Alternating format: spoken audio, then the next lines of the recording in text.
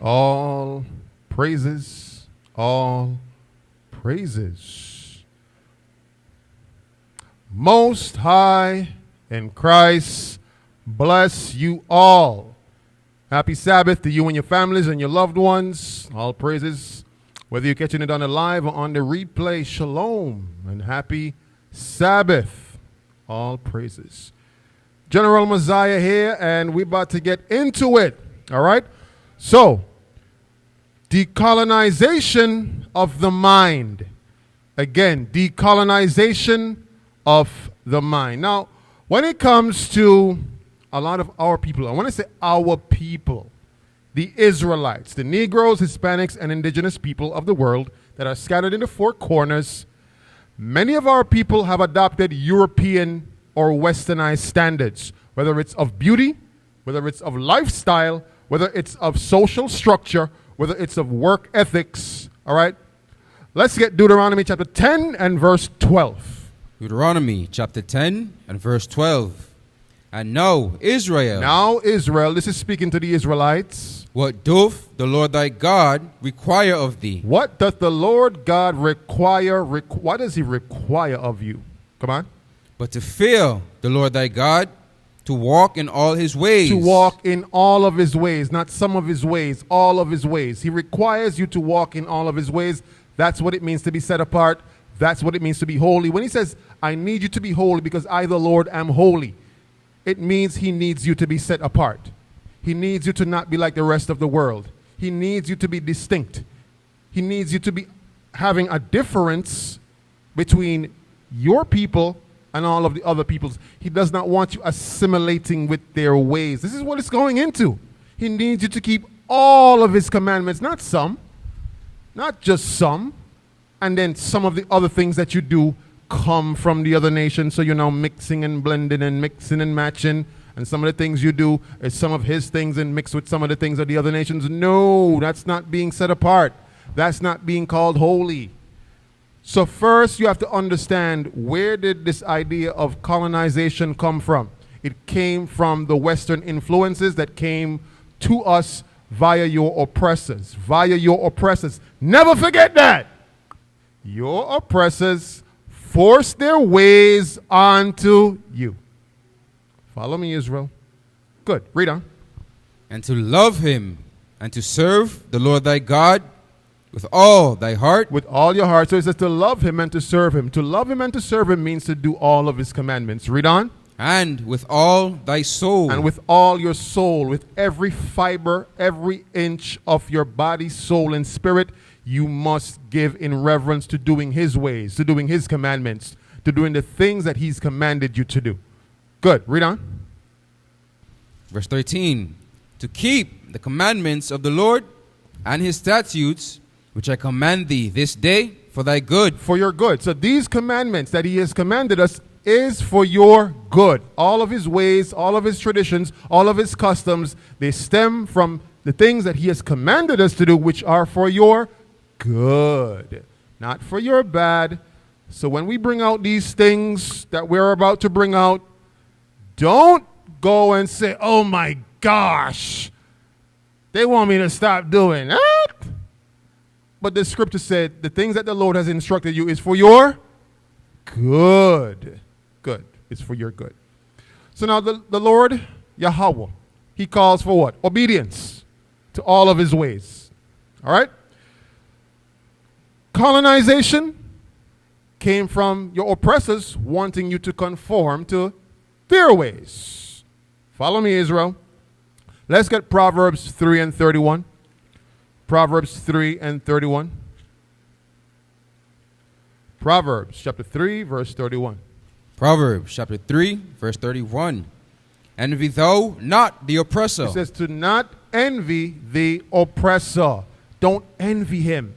Don't try to be like him. Don't try to assimilate into his ways. But the thing is, the Lord says you would lose your heritage because you went against his covenant, and therefore you would lose your memory of who you are. So therefore you wouldn't know that the ways of the other nations or the colonizers or the Europeans, they forced their ways onto you.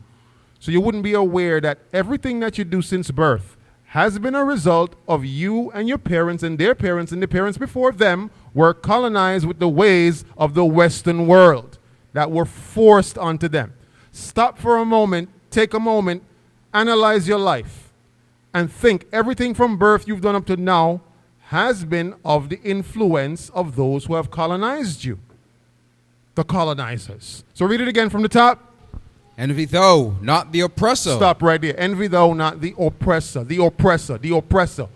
Who have oppressed God's chosen people? Mind you, this is speaking to God's people, the Israelites. It says to not envy the oppressor.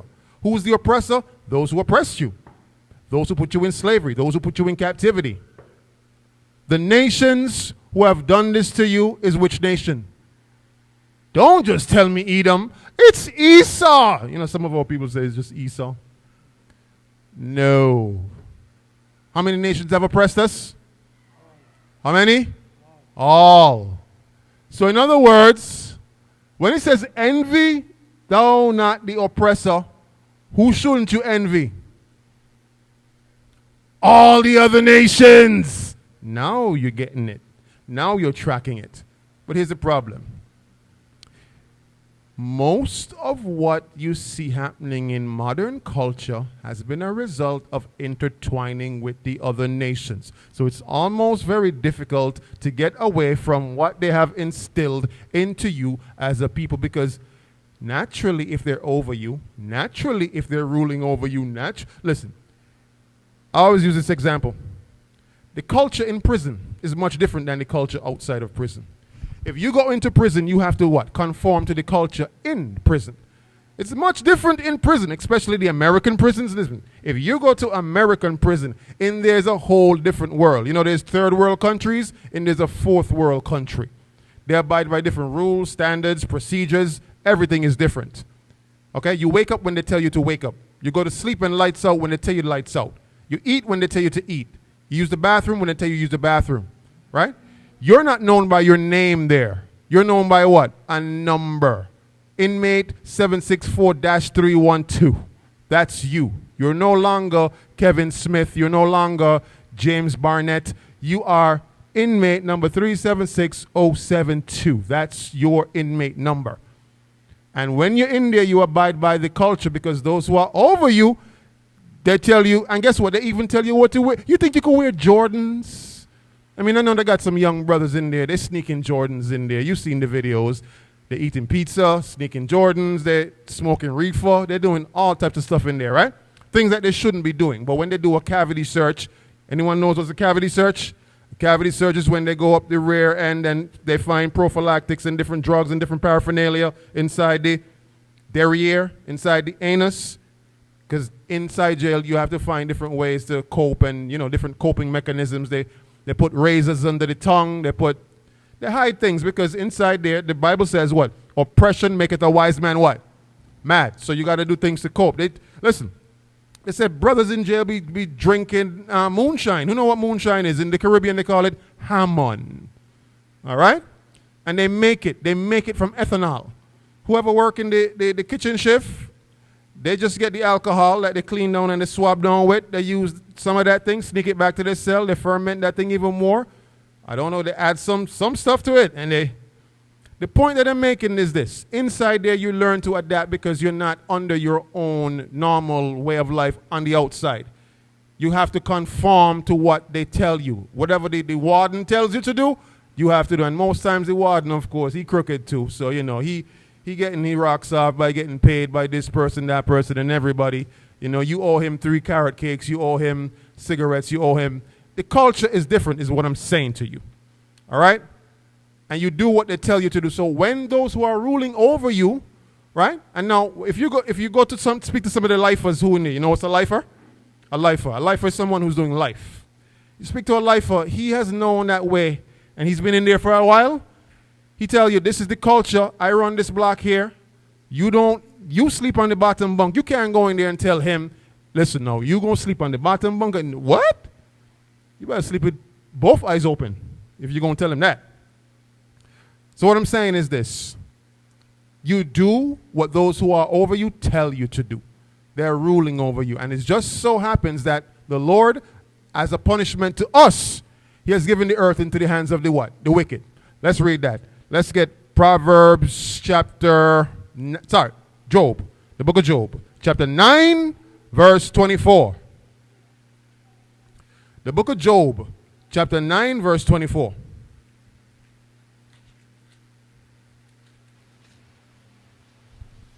Job chapter 9, verse 24. The earth is given into the hands of the wicked. The earth is given into the hand of the wicked. The hand of the wicked, it's given to them. The Lord did this as a punishment to his chosen people who was supposed to be the ones ruling over the earth. When you go to Deuteronomy 28 and verse 1, it tells you what? If the Israelites obey to do his commandments and his laws, they would be above all nations. But now he says, because we're not keeping his commandments, now the earth is given into the hand of the what? Read it again. The earth is given into the hand of the wicked. The earth is given into the hand of the wicked. So they call the shots. They're going to be ruling over you, and they're going to force their ways onto you. They're going to give you a dress code. They're going to tell you what's the beauty standard. They're going to tell you that straight hair is the beauty standard of the world. They're going to tell you that when it comes to you having dark skin, that's not something to be, to marvel or behold, right? They're going to make themselves the standard of beauty. So then what that does to a people over hundreds and hundreds of years is now your children grow up thinking that they are in a state of disfiguration or being deformed just based on how they look, how they act, how they are. Your oppressors have told you that you're a loud, belligerent people. You're a loud, belligerent, selfish people who... Now, don't get me wrong. When we're in a bad state of not keeping God's commandments, our people can come off as being very what? What's the word? The Bible calls it being a niggard. Niggard. Look in the book of Sirach. It's there over 20 times. Being a niggard. So when you're in a unlearned state, you don't have the knowledge of self. You're a niggard. That's what you are. It's like your innate, your innate senses just come out of being a niggard when you're not keeping the commandments. But the Lord gave the earth into the hands of the wicked because you weren't keeping the commandments. So they're going to give you their ways. They're going to give you their preference of how they like to see you looking. They want everybody and the whole entire world to look like them, act like them, be like them. And thus, if they're ruling, they can make certain things law. They can make certain things a prerequisite. They can just make that the standard of the world. This is what everybody wears. This is how everyone should look. Right? Let's get Proverbs 24 and verse 1. Oh, sorry. Wait. Did you finish that? The earth is given into the hand of the wicked? Yes? Finish it? Finish it out? He covereth the faces of the judges thereof. The judges. So read it again.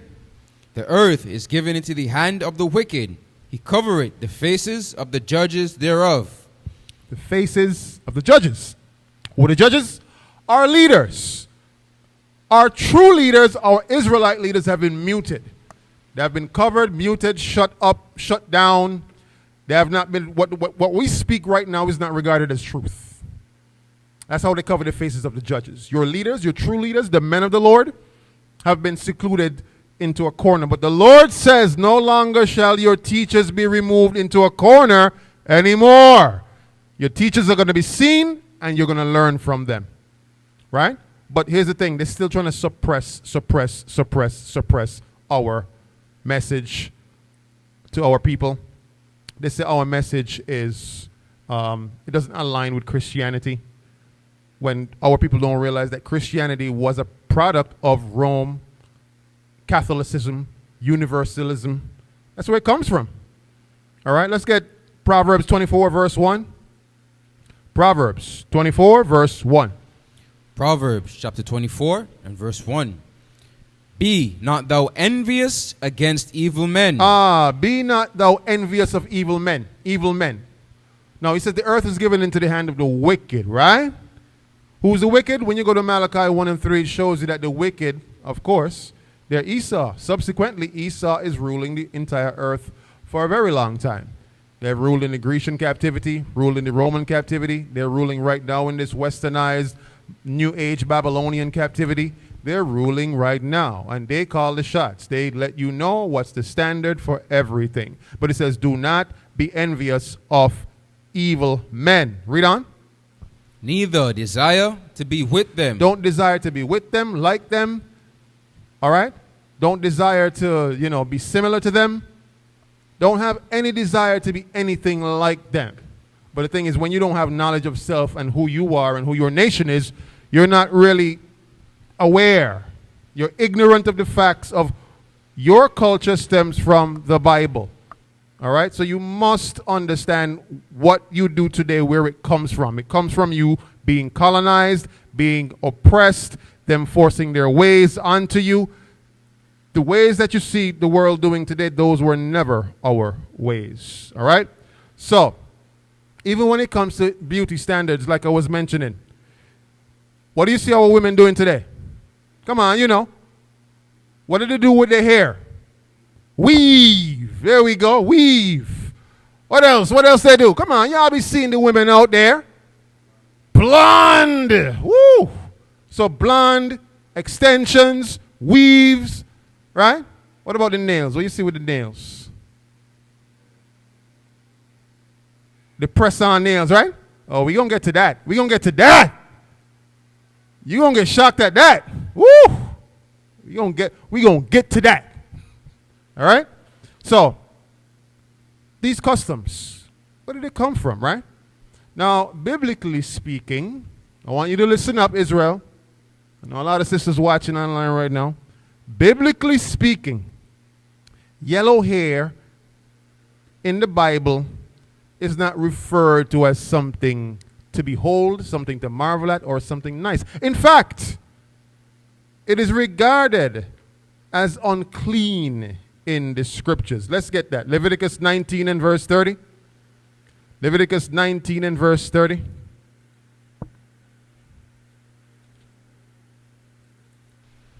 Leviticus chapter 19 and verse 30. Watch this.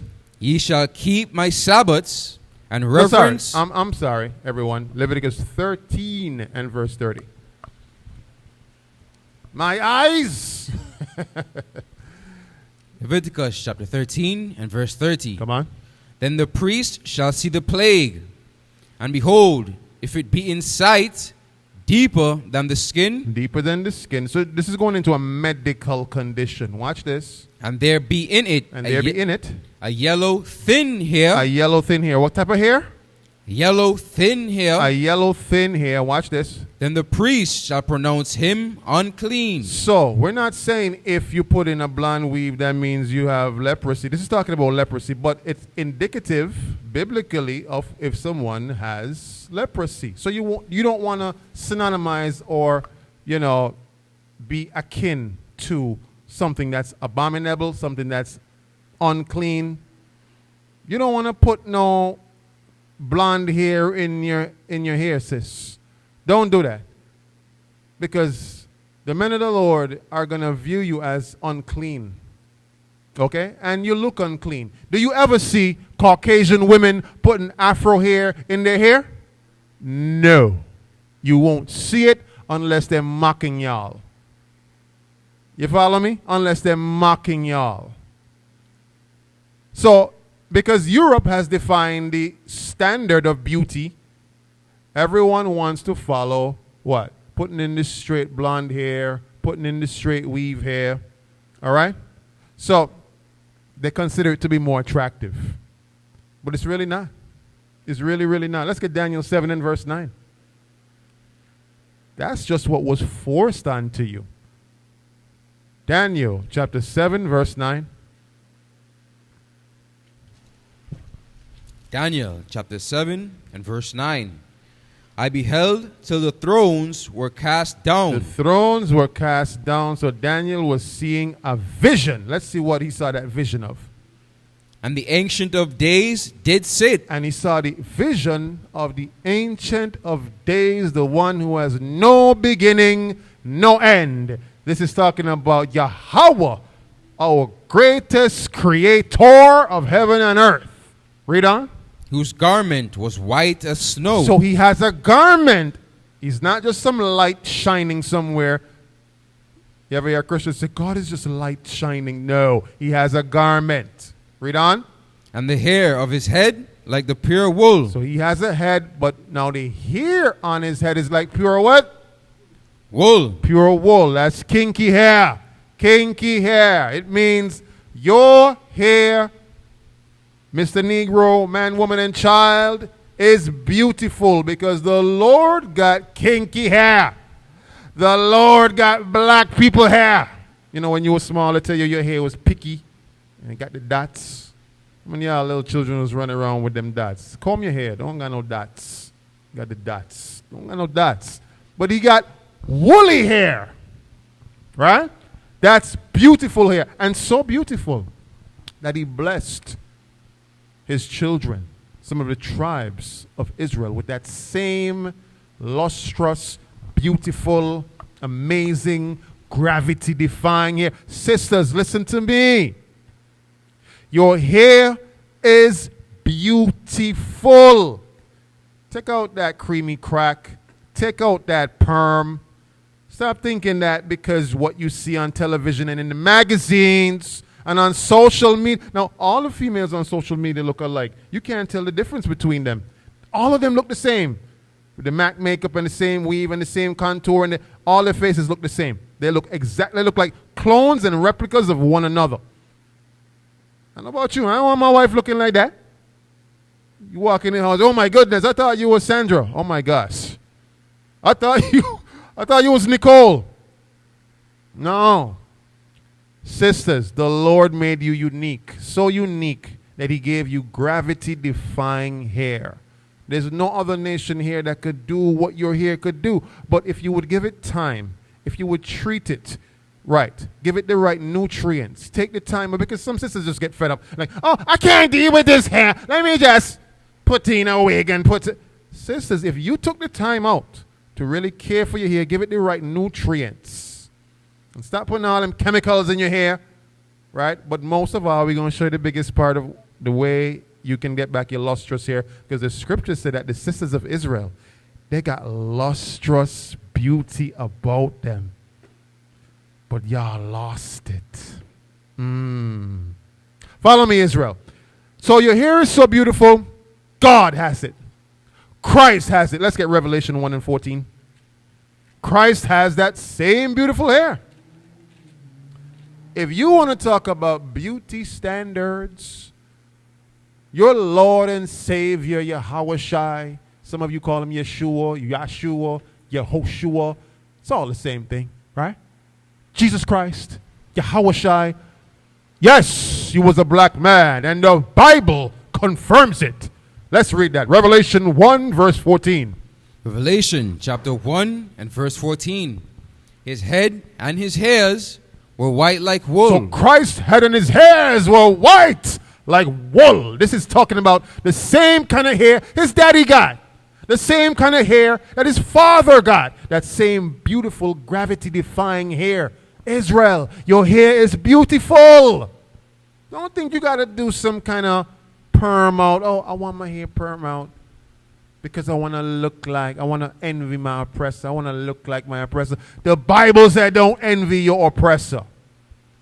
Read on. As white as snow. As white as snow. So Christ had that full head of woolly white hair. Beautiful white hair. Kinky white hair. Black man's hair. That's beautiful. Read on. And his eyes were as a flame of fire. His eyes were like a flame of fire. Come on.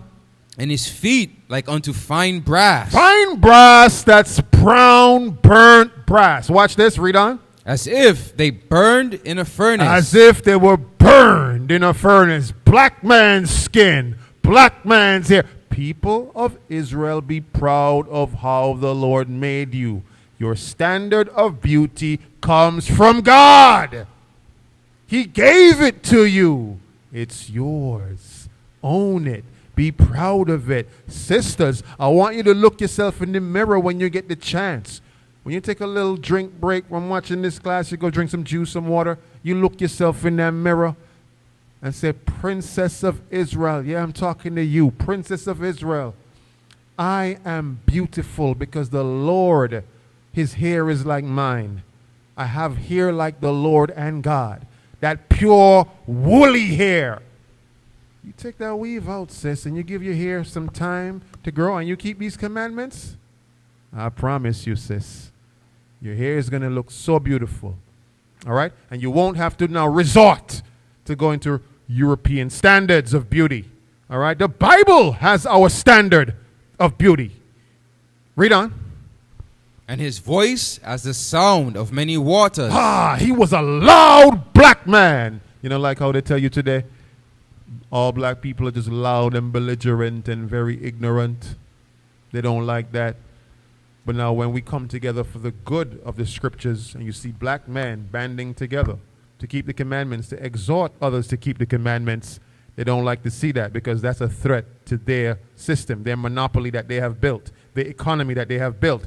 Everything that they have built off of the slave labor has now become a threat by black men who are in order. Black man, understand this. This is what they fear. Listen to me closely, Israel. Because you have conformed to European standards, they know you are not a threat. They know you are weak. They know you are disbanded. They know you are not under any leadership. They know that you are not in order. They know you do not submit to any leadership over you. The moment they see black men start coming together, keeping God's laws and having unity and fellowship and also being under leadership, that is a threat to them. They start running out of their wits. They don't know what to do, because the economy that they have built and the structure that they have built, the societal structure, is based on you being out of order. It's based on you being emotional. It's based on you being a crash-out king. It's based on you being all of the things that the Bible said you should be, you going against it. That's how they get to still keep their place intact of being rulers over you. It says the earth is given into the hand of the wicked. How do they stay there? By you being out of order. Black man, listen to me closely. You must come out of European standards. Okay? You must come out of it. Sisters, same thing for you. When they start seeing women throwing away their beauty products that they have given to you, your chemicals and all these processed, ultra-processed things that they want you to put in your hair and the weave, guess what? Have you seen these documentaries that shows you that the materials that's even in this synthetic weave? Because some women say, I'm not going to put no human hair in my hair. But the synthetic weave, the chemicals in there have what you call microplastics and forever plastics and also carcinogens. How many of you know that carcinogens, aka cancer-causing chemicals, are in the weave? So they say, you want to look beautiful? You want to look like Europeans? No problem. You got it. Here, go buy the weave. But what we're not going to tell you is that there's microplastics in the weave. The smell, whoever smell that when you open a fresh pack of weave, you see that smell that comes out of it? It's all chemical, but it's all carcinogenic. Carcinogenic? And you can look this up. It's all over the internet. Women been coming down with breast cancer, ovarian cancer, right? Different types of cancer. And they're trying to figure out why. Our women at an alarming rate.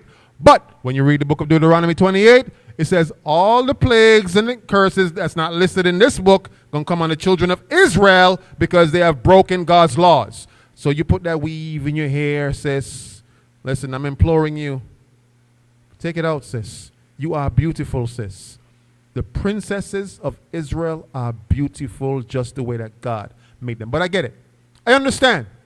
You don't feel like you are because you think your hair doesn't grow as long as you would like it to grow. You're not giving it as much love. You don't think that you have a beauty standard that is to be held by the rest of the world.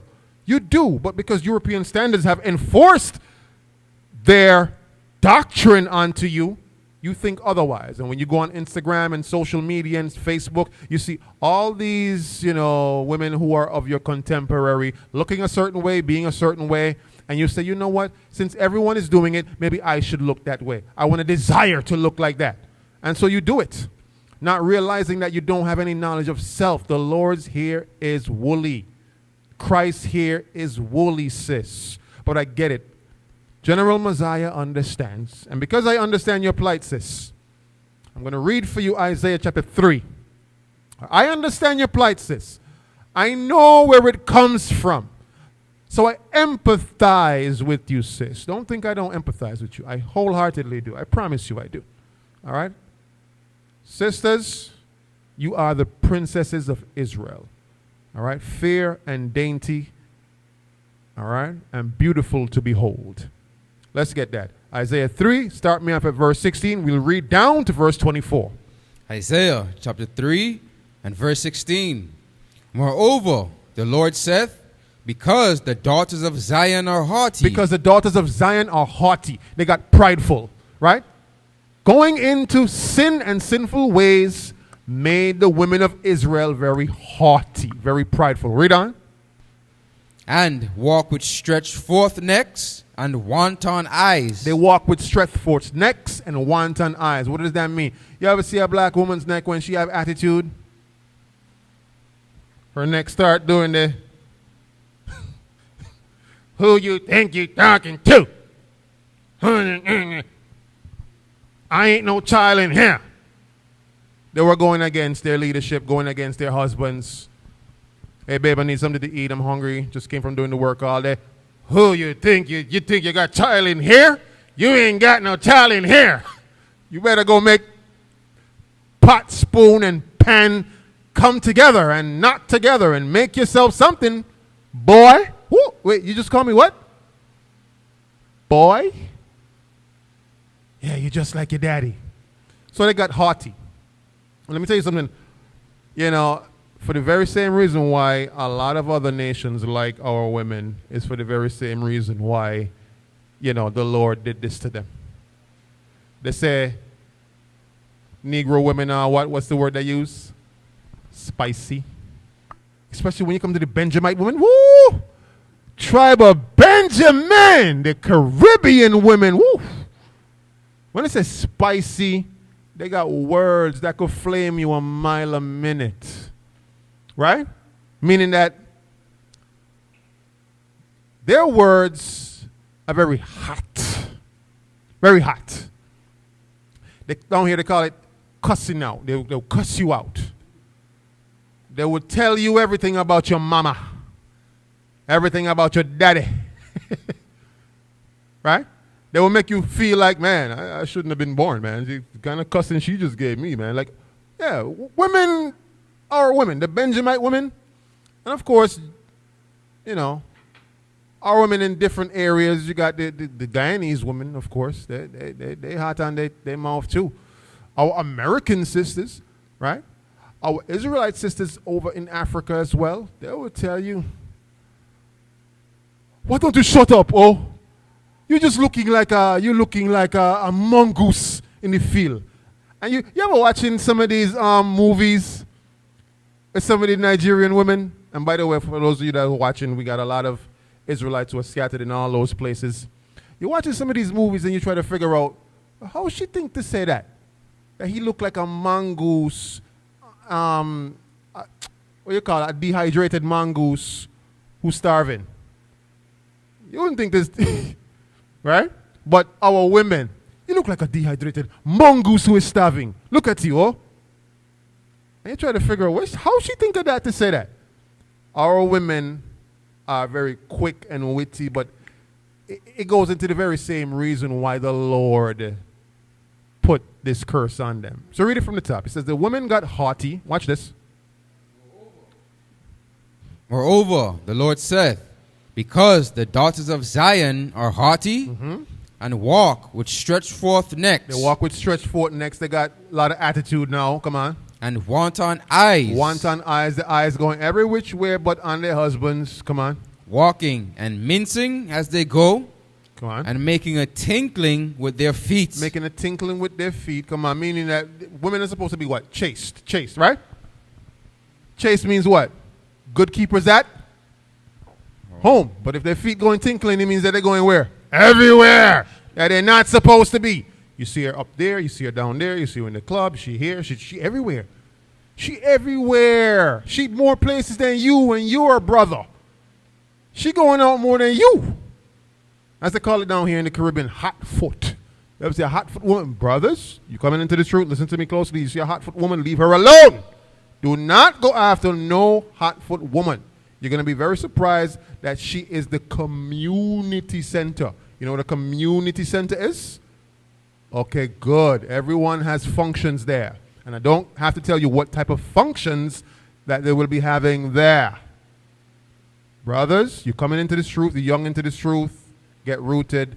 Don't go, oh, I've been seeing this girl all over. I think God is showing me a sign.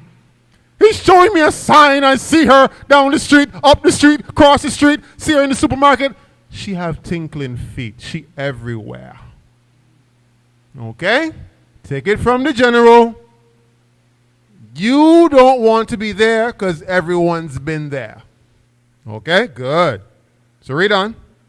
Therefore, the Lord will smite with a scab.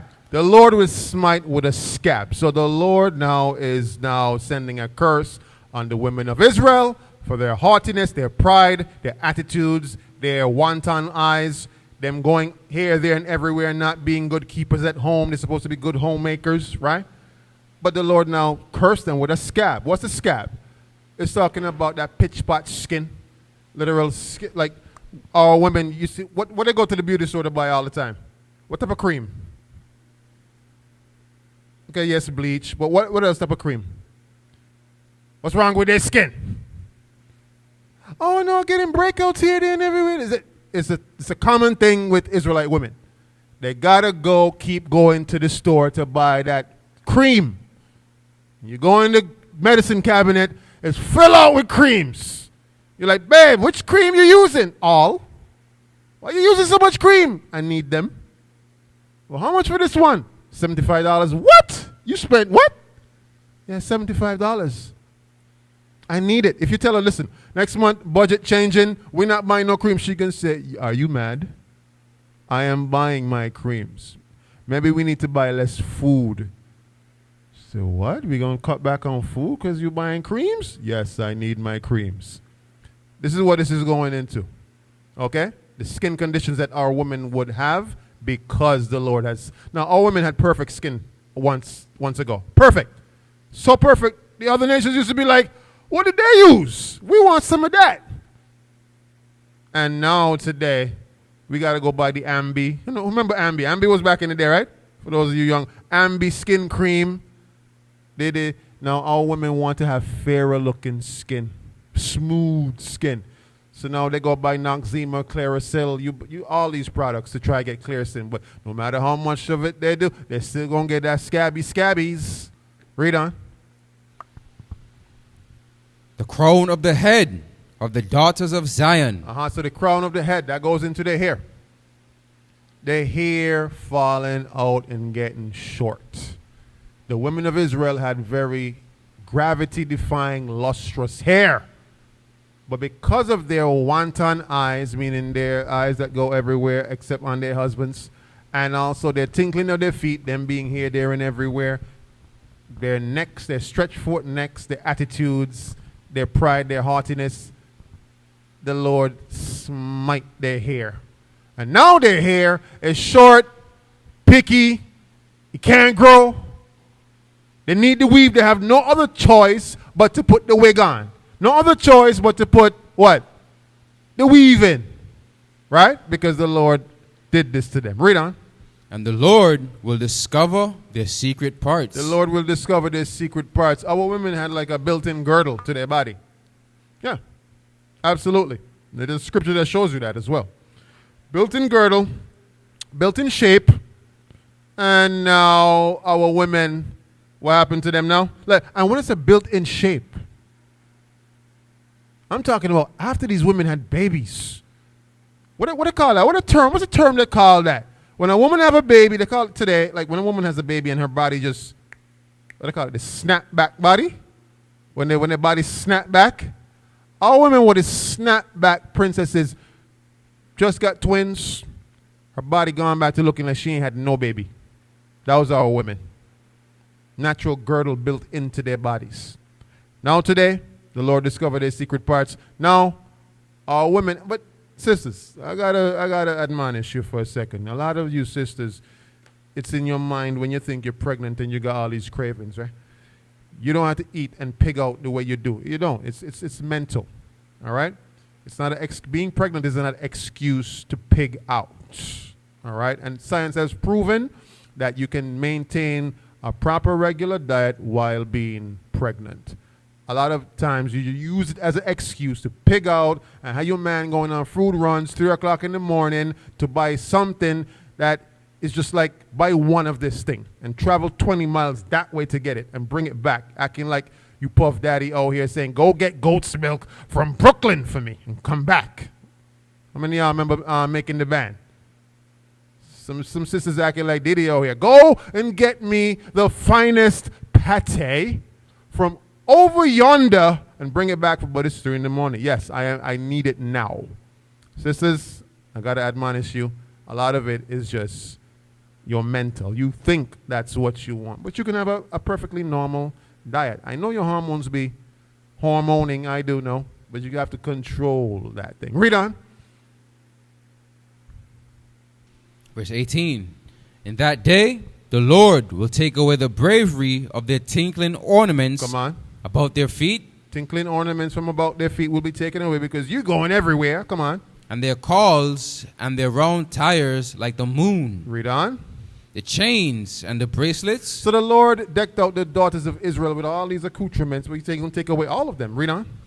And the mufflers. The mufflers, come on. The bonnets. The bonnets. And the ornaments of the legs. Come on. And the headbands. The headbands, come on. And the tablets. Read. And the earrings. And the earrings. The rings. Read. And nose jewels. The changeable suits of apparel. Read. And the mantles. The mantles. And the wimples. The wimples. And the crisping pins. All of these adorning accoutrements that go into the garments. Come on. The glasses. And the fine linen. And the hoods. And the veils. The veils. Some of our women were so beautiful. They couldn't behold their beauty. They had to wear veils. You lift up that veil, you're like, oh my gosh, I must marry her today. But she married. I know, I need her. She's married, sir. I know. That's why our women wore veils, because they were so beautiful. You see a woman, she married, you still, listen. But are they happily married, though? Are they happily? Right? So our women wore veils. Read on.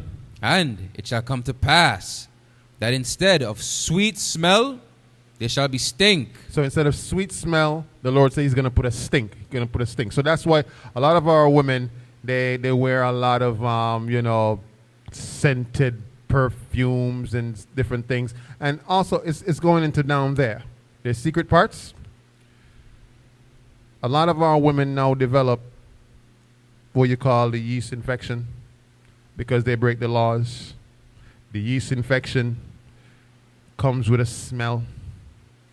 They try to use douches and different things to remove the smell, but no matter what they do, that smell just ain't being removed, right? It removed for a period of time, then it comes right back, right? But the douches, how many of you know that the douches have chemicals in there that are bad for you? Any sisters know that? The douches have chemicals that are not good for you. But who gave you these things? Your foremothers used to use natural things. And guess what? Doctors have said this. Women's secret parts are supposed to have a natural smell. Now, they're not supposed to smell like perfume. That's not natural. They're supposed to have a natural scent. The moment you try to overload down there with all of these scents, right? You're throwing off your what? Your hormonal pH balance. It throws it completely off. And that's why you're trying to figure out, wait, I get another yeast infection? I thought I was taking care of the smell. The chemicals, sis. Those companies that make those douches do not have your best interest at heart. Listen closely. So they may be looking like it's solving one thing, the smell, but then it's causing something else to happen medically. Okay? A lot of them have carcinogens in them as well. Sisters, listen to me. I know you might ask, well, General, what are we supposed to use? Why did this happen? Why did the Lord take away your long hair, your natural shape of your bodies, right? Because if there's an epidemic going around right now, our women just like naturally, they just out of shape. And our women are so haughty. You realize when a woman have a social media, all she have is pictures of her and what else? What's the number one thing? Food. A woman pig out. Foodies, myself and food, myself. Good times, me, food. Good times, me, food. Good, and it's just, that's all on their timeline. Good times, me, and food. All sins of the flesh. Greed, vanity, and what? Pride.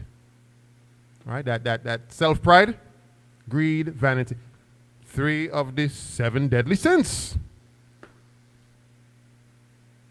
3 of the 7 deadly sins.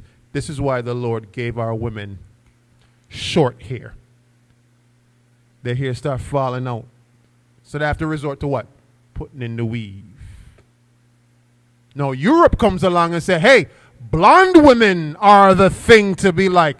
So they said, well, you know what we're going to make for y'all since y'all want to be like us so bad? We're going to give y'all blonde extensions, blonde weave, blonde hair. You could look like us. And our women said, yes. How bad do you want to look like Europeans? Yes.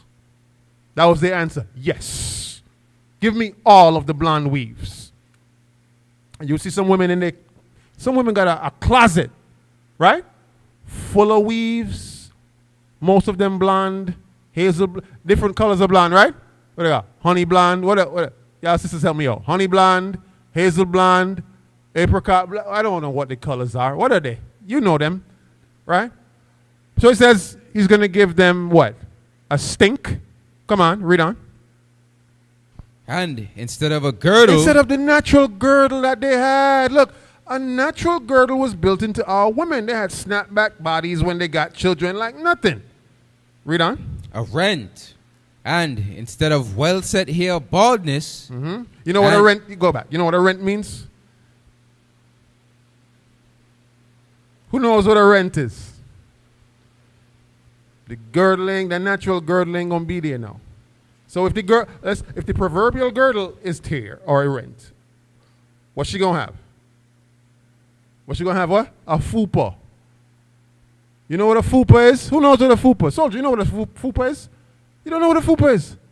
Wow, you gotta bring the brothers them up to speed, man. A fupa is called a fat under secret parts area. Fat under parts area. Fupa. And most of our women, they walk around with fupas. No, it's not a camel toe. It's a fupa. Look it up on your Google images. For those of you watching at home, look it up. You're going to see what a fupa is. The Lord said that natural girdle going to be rent. In other words, from your belly no bang. And okay, good. So our women will have bang bellies. You know what a bang belly is? That belly extends from not only just the belly, but the underbelly. You know what an underbelly is? An underbelly. So your belly got a belly. Your belly got a belly. You know when your chin got a chin? Your belly got a belly. Right? Your belly got something on its belly. It's called an underbelly. All right? So the Lord says that natural girdle going to be rent. To rent means to be tore. That thing going to just let loose. It's going to be out. It's going to be there. But guess what? Our brothers have assimilated into loving the fupa. And there's men that say, listen, I don't want a woman if she ain't got no fupa. What? Listen, our women were the baddest. The baddest when it comes to body structure. Natural girdle. This woman will have 5 children. She ain't look like she got 1. That's the natural girdle. Imagine us living, keeping these commandments, and your women just, they going to stay with their shape forever. Think of it this way. In the kingdom, your woman, your wife will have her shape forever. Because what was once written into the covenant is going to come back again. You ain't got to come home and be like, you know what, I'm tired of you. You come home, every day I come home, you're in the same stinking bonnet. You smell a certain way. You're out here with the fupa in front of the stove, just, I don't want this. And you go on Instagram and you scroll, I could be with one of these. We weren't meant to be having all of these different outside experiences coming to your senses all at once. We weren't meant, that's not how we lived.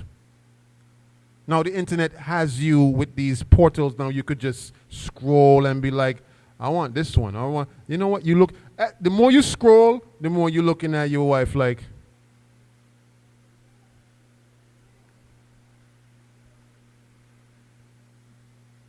you know why that happening?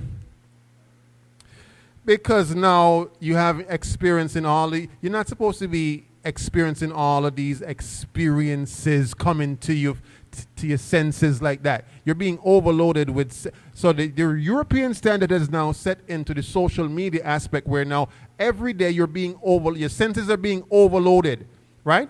With so many different things and experiences that you have, your brain is now having burnout with all of these experiences that you want to experience. And it's causing you to have wanton eyes. The same way the sisters of Israel had wanton eyes, it's causing the men to have now wanton eyes. You're not meant to have all of these visual experiences on a daily basis, just be overloaded. You got burned out. Brothers, listen closely. All right? Read on. And instead of well set hair, instead of well set hair, it says what? Baldness. Baldness. That's why our women go to the weave, because now the Lord has cursed them with that. Read on. And instead of a stomacher, a girding of sackcloth. Read on. And burning instead of beauty. And burning. And so our women were very beautiful to behold. The princes of Israel, there were no other nation like those women. Natural girdle, natural beauty. They had to put, they were so beautiful they had to wear veils. You understand? That's the level of beauty that they had. But because they broke the commandments, they strayed away from God's laws. The Lord cursed them with this. So sisters, yes, look after your skin and your hair with natural products. But however, the most important thing about this is this. You have to keep God's commandments. I guarantee you, sis, if you're in submission to the Lord's commandments, not just choosing the ones you like and disregarding the others, you come wholeheartedly back into the Lord's commandments, you're going to see things start happening, like your hair start getting fuller, right? Your skin start clearing up, right? All right. Some women, when they pregnant, their skin start to clear up, because it says through childbirth, women shall be what? Who know that scripture? Through childbirth, women shall be what? Saved, right? You're going to see women when they're pregnant, their skin start getting amazing, right? Just clear and nice and whoo, it's just amazing. So the Most High created natural beauty. I want everyone to understand that. Natural standard of beauty. Good. So all the weaves and all the wigs and those things are not natural. All right? Those things have carcinogens, cancer-causing chemicals. They're a detriment to our people, but the other nations are making money off of it because they know you want it and you would kill for it. They know that. All right? That came from Eurocentric influence. All right? Let's jump down to Deuteronomy 22 and verse 5. Deuteronomy 22 and verse 5.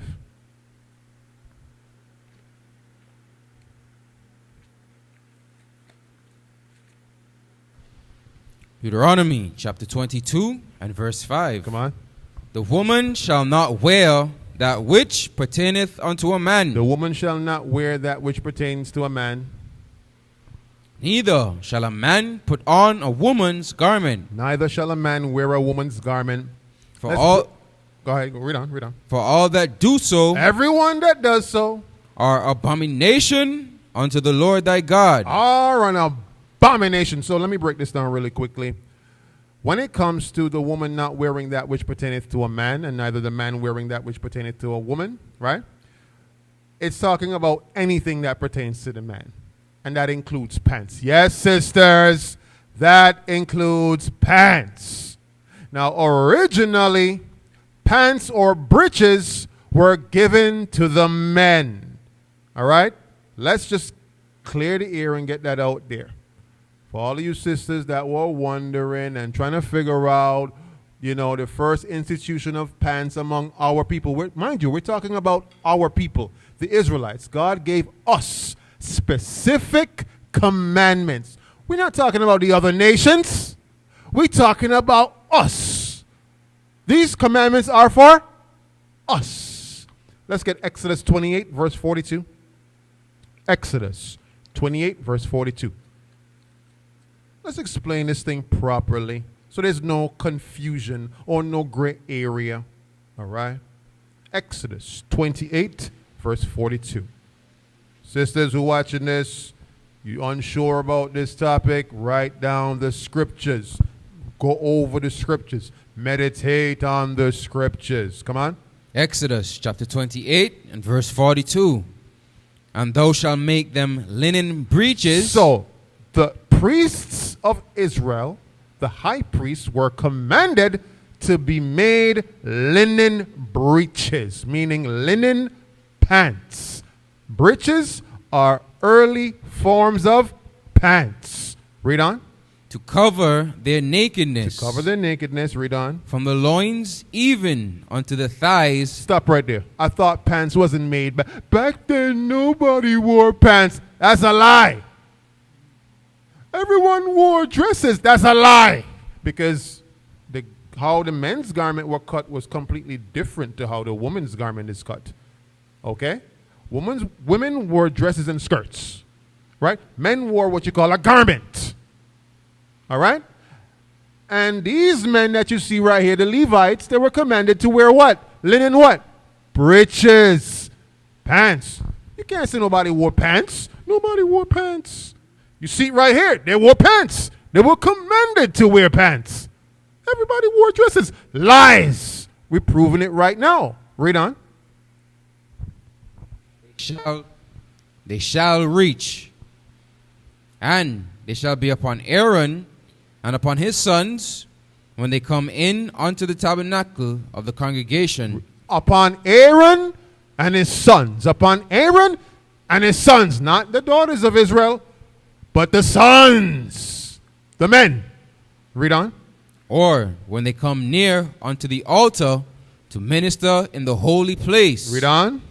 That they bear not iniquity and die. Good. Read. It shall be a statute forever unto him and his seed after him. His seed after him. So they have to wear linen breeches so that they don't sweat. The sweat doesn't drop on the temple floor so that they die and defile the temple. So they wore linen pants. Linen pants, it covered their thigh, their hip area, and their thigh. It goes down to their hip, from the hip to the thigh. Pants. Good. Now, let me just get some documentation here. Give me Amelia Bloomer's influence and read the source for me.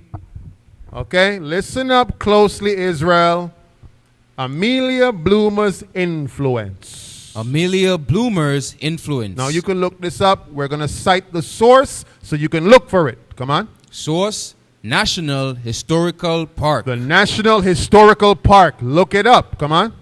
Amelia Bloomer, 1818 to 1894, was an American temperance and women's rights advocate. Good. So she was a women's rights activist leader who basically her advocation was on behalf that women can be just as dominant and prominent as men in society, whether it was jobs, placement in society, and stature within society.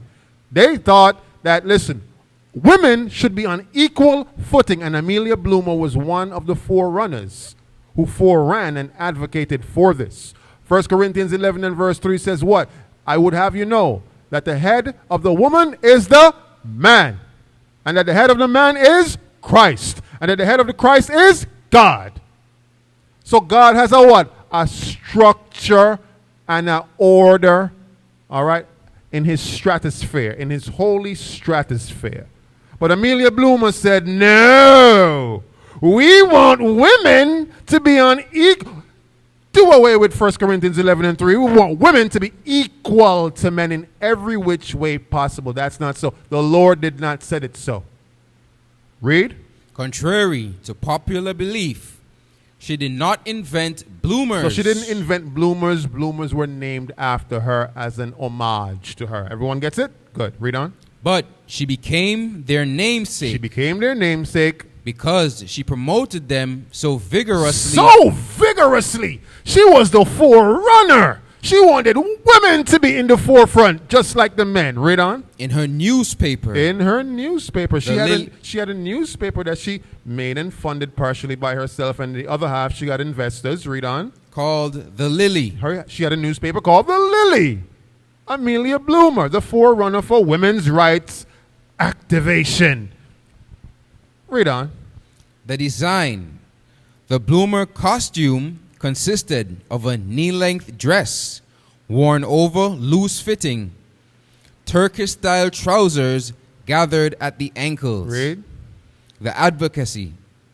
Bloomer argued that traditional Victorian dress, which included corsets and up to 15 pounds of petticoats, was a health hazard that physically imprisoned women in the home. So she said, listen, this thing was keeping us hostage, giving us just dresses, being relegated to dresses only.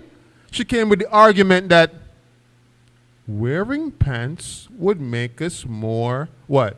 Able to do more. We were not so restricted. Anyone ever realizes when you start bringing out Deuteronomy 22 and verse 5 to a sister in the world, or she just started learning, what's the first thing she starts saying? Well, I can't wear dresses and skirts only because, that restricts me.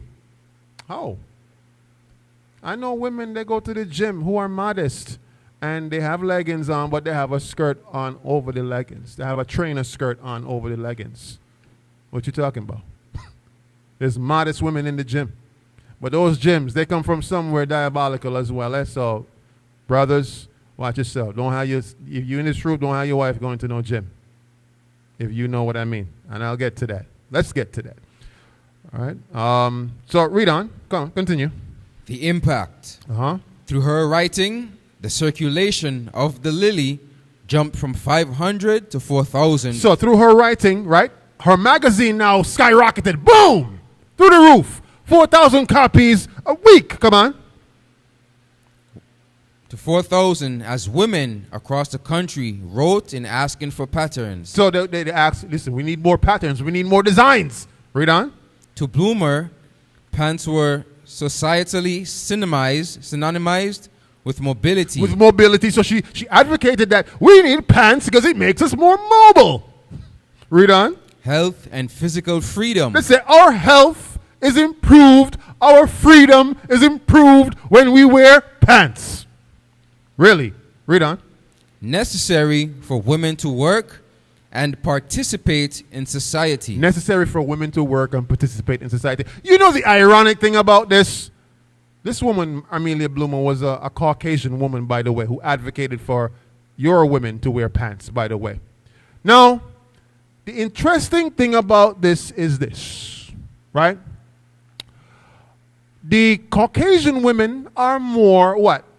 They are more traditional. They would be the homemakers while their men out there working. Our men didn't really have that opportunity because of what? They were oftentimes ostracized. Okay? They were ostracized. All right? So even when we were looking for work, you got what you doing out here, boy? You in the wrong part of town, boy. You know what we do with people like you around here, boy? We drag your kind from around here, boy. We drag them from around that Ford pickup right there, boy. We drag you right down the corner, boy. Your mama ain't gonna never see you again. Right? We were ostracized even if we were looking for work. But the Caucasian women who were fighting for your women to wear pants, they were home doing what? Looking after their households, being good homemakers. When they instill into y'all women that, hey, we want to go off to war just like the men. We want to do everything that the man does. They put that into y'all women. So now y'all women now started getting to what? The unction to what? We want to wear pants. Because Amelia Bloomer said she advocated on our behalf. Yes, wear pants. Anything you can do, I can do better. I can do anything better than do. No, you can't. Yes, I can. No, you can't. That's where that comes from. During the 40s when the men went off to war. Read in. Come on. Ancient origins. So let's see the ancient origins. Read. 1000 BCE. Source, Encyclopedia Britannica. Topic, when did women start wearing pants? So this was cited from the Encyclopedia Britannica. So you have the source. Come on. History of the dress reform movement. So look it up. History of the dress reform movement. Look it up on Encyclopedia Britannica. Read on. The earliest introduction of pants to women occurred among the nomadic steppe peoples of Eurasia, Come on. such as the Scythians. So the Scythians, or the early Chinese people, right? They first introduced like pants to like society, like for women to do it. For women, mind you, for women. All right, come on. So it occurred among the Scythians, the early Chinese. Come on, not your people. Read on. For these cultures, pants were a practical necessity for horseback riding and protection against the cold. Whoa, horseback riding. The women went horseback riding. Guess what they used to do when they went on a horseback? Anyone knows? Anyone knows? They went looking for what? You know what a pickaninny is? A pickaninny.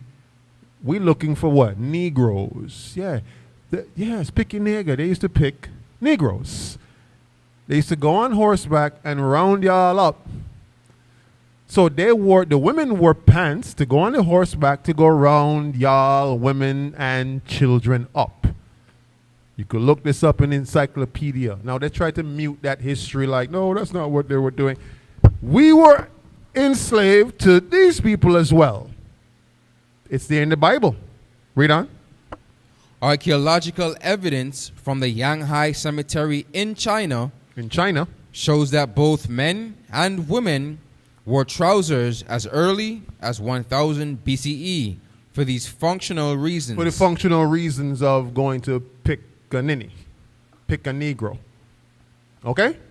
So understand that the early Chinese, they did this. Their women started doing it, not the Israelite women. So, of course, you know, when people looking up, where did pants first origin in women? Oh, so these women they were not your people. The scripture says what? Do not envy the oppressor. These people rode horseback to go look for your people, to make your people work for them. Everyone gets it. Everyone understands. Read on. The Western Turkish influence, 1700s to 1800s. So the Turks had an influence of women wearing pants in the 1700s to the 1800s. Read on. In Western society, pants were introduced to women through contact with the East. From contact with the East, from the influence from the East, from Eurocentric influences. Read on. Industrial and wartime, 1900s. So now we're up to the 1900s now. Read on. Pants were introduced to the working class woman. So pants were introduced to the working class woman in the 1900s. Come on. Out of safety and necessity during the world wars. Read on. High fashion and Hollywood. High fashion and Hollywood. Started in the 1920s to the 1930s. Read on. The transition of pants from workwear to fashion was led by influential designers and icons. These were not your people, because your people couldn't even be in Hollywood in the 1920s. And if they got a spotlight, it was they had to do what you call, what was that thing that our people would do in terms of entertaining? They would either like tap dance or shuck and jive, or they would have to wear like, what do you call that? Blackface? Minstrel shows. The minstrel shows. We had to entertain massa. How's you doing, the masses? I'm here to entertain the youth today. And they would put the camera on and say, go ahead, dance. And he would dance with the music on, right? Minstrel shows. So now, in Hollywood in the 1920s and 1930s, now read this, it says, the tradition of pants workwear was led by influential designers and icons. Now watch this.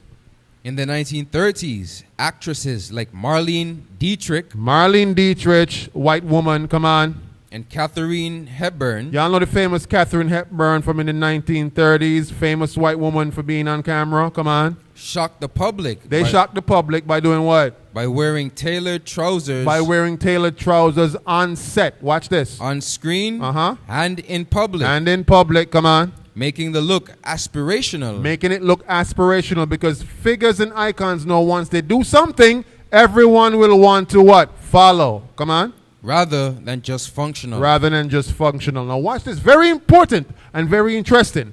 Read on. When pants were outlawed. When pants were what? Outlawed. How many of you know that women wearing pants were outlawed? Let's see when. Watch this. Source, BBC, Telegraph Archives. So you can look this up on the Telegraph Archives in BBC. Come on. For much of the 19th and early 20th centuries. This wasn't that long ago. Much of the what? 19th and early 20th centuries. Watch this. Women wearing pants was not just a social taboo. Uh-huh. It was a criminal offense. It was a criminal offense, so it was punishable by law. Come on. In many parts of the Western world. In many parts of the Western world. Read. Anti-cross dressing laws. Anti-cross dressing laws. Watch this. Many U.S. cities passed masquerade or anti-cross dressing laws. You know why? Because this was not something that women used to do. So they passed laws against it. Come on. For example, in 1863, San Francisco made it illegal to appear in public in a dress not belonging to his or her sex. Good. Many of the things that society introduces as laws came from where? The Bible. It came from the traditions of the Bible. You go in the courthouse, many of the things on the books are based on what? Statutes that come out of the Bible. Read on. Similar laws existed in Chicago, Mm-hmm. 1851, and Columbus, Ohio, 1848. Good. Read. The Paris ban. In 1800. Uh-huh. Paris police issued an ordinance stating that women had to seek a cross-dressing permit. So you had to get a cross-dressing permit. Read. From the police to wear trousers. Remarkably, this law remained on the books until it was officially revoked in 2013. So it was on the books and it got removed in 2013. Watch this. Read. Arrest. Famous figures like Dr. Mary Edwards Walker. So Dr. Mary Edwards Walker, watch this. A Civil War surgeon. Read. Were arrested multiple times. Multiple times. For wearing men's trousers For in wearing public. men's pants. Where? In public. Come on. She famously responded, "I don't wear men's clothes. Uh-huh. I wear my own clothes." Of course, our women going to be rebellious. I don't wear men's clothes. I wear my own clothes. Our women never wore pants because pants was not something that was given to the daughters of Israel to wear. Point blank, period. It was introduced by the other nations.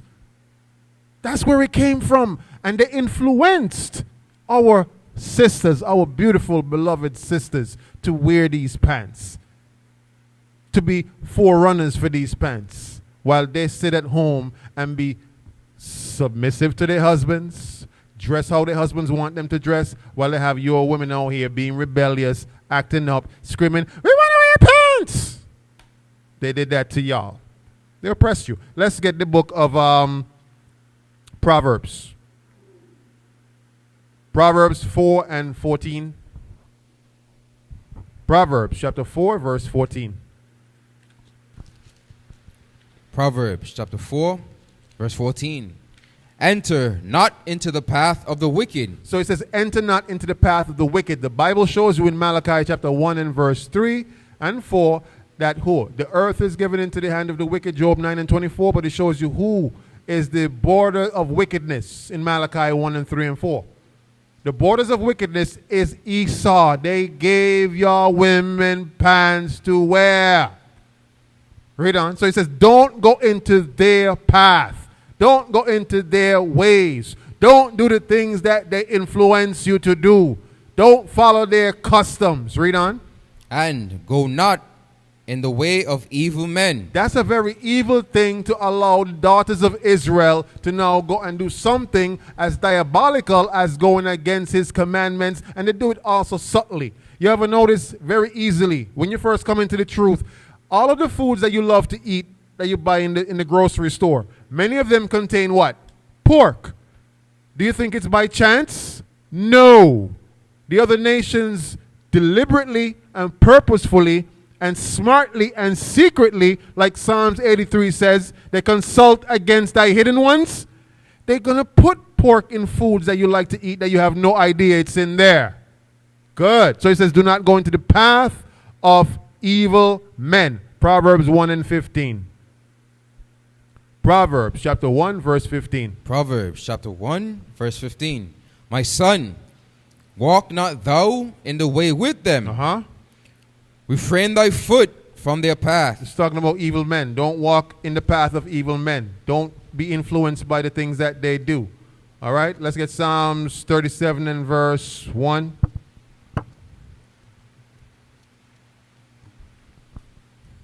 Psalms chapter 37 and verse 1.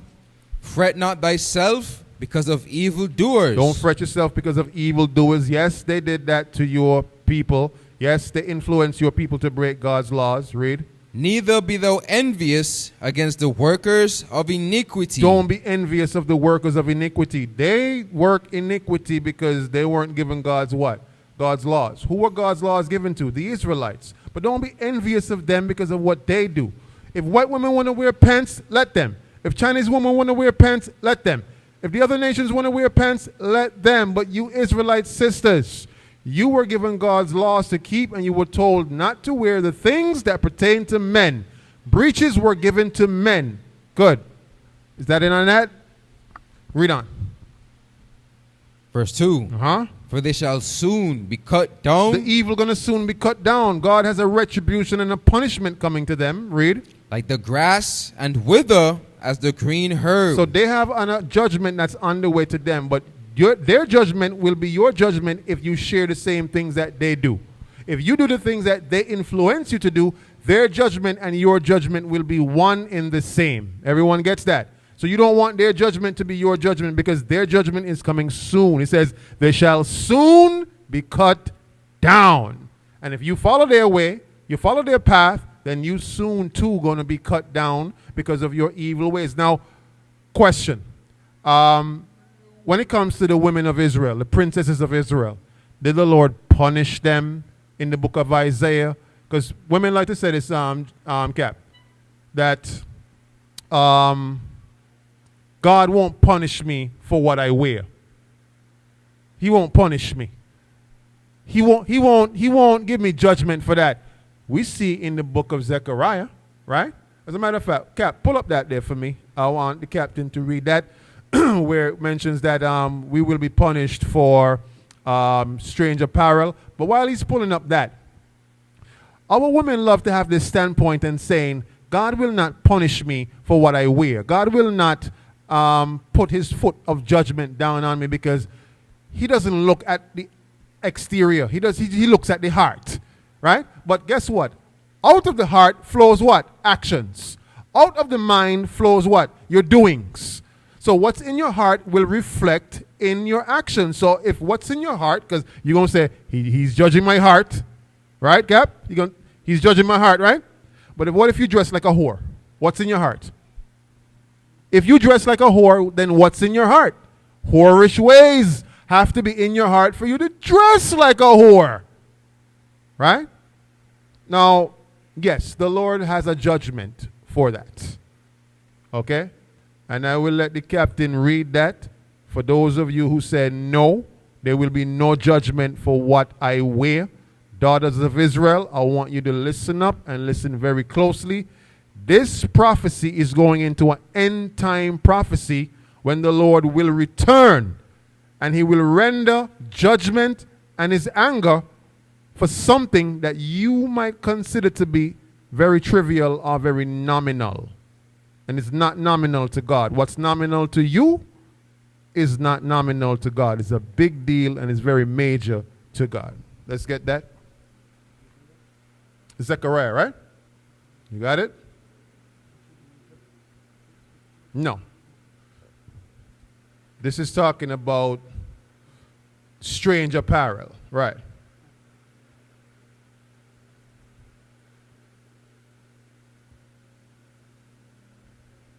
Let's get that. Should be Zephaniah 1 and 8, sorry. Zephaniah 1 and 8.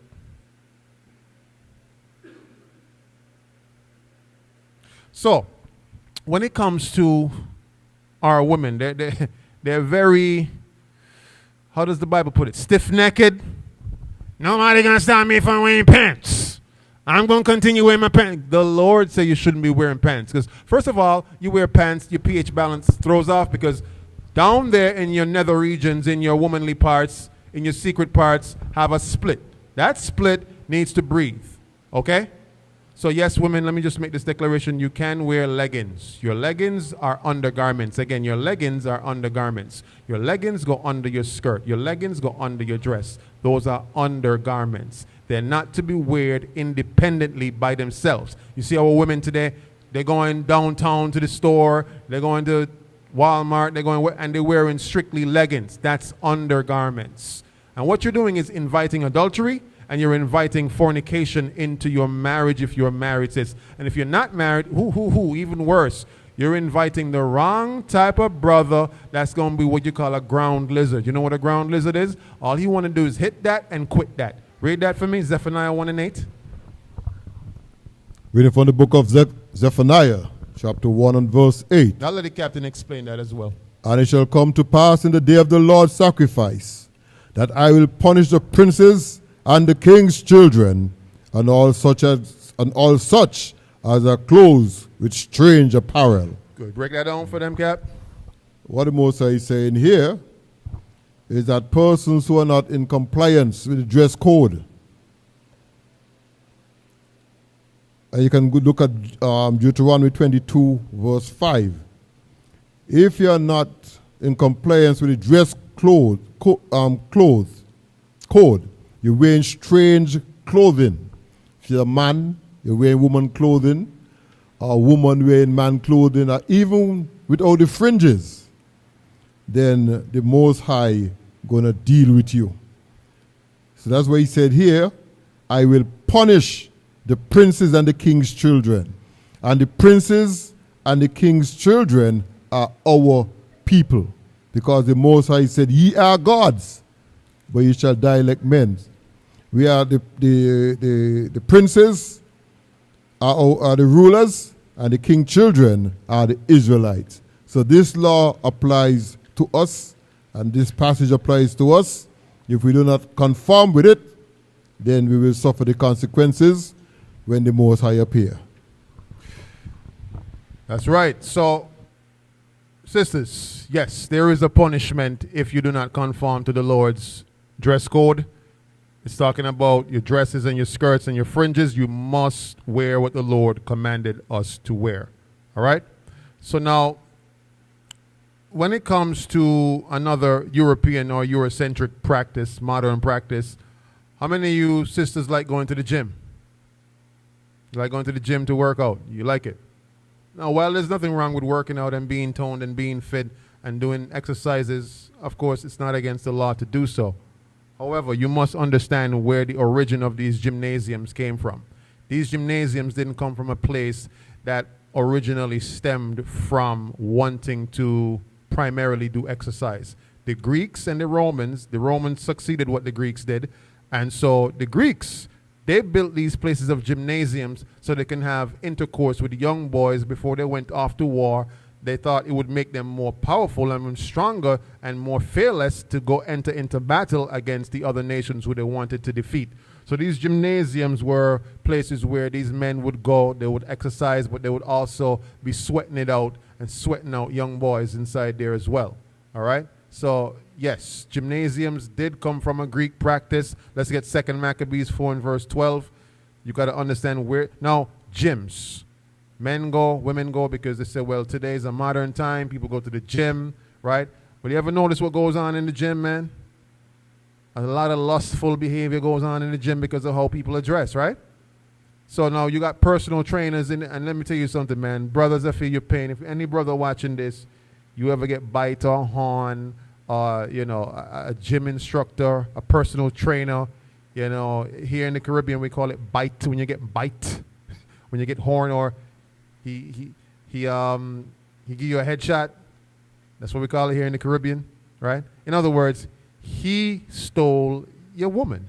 He stole your wife because he's personally training her, right? When you're supposed to be home personally training her, right? She going to the gym every afternoon. She seen Brock, some dude named Brock.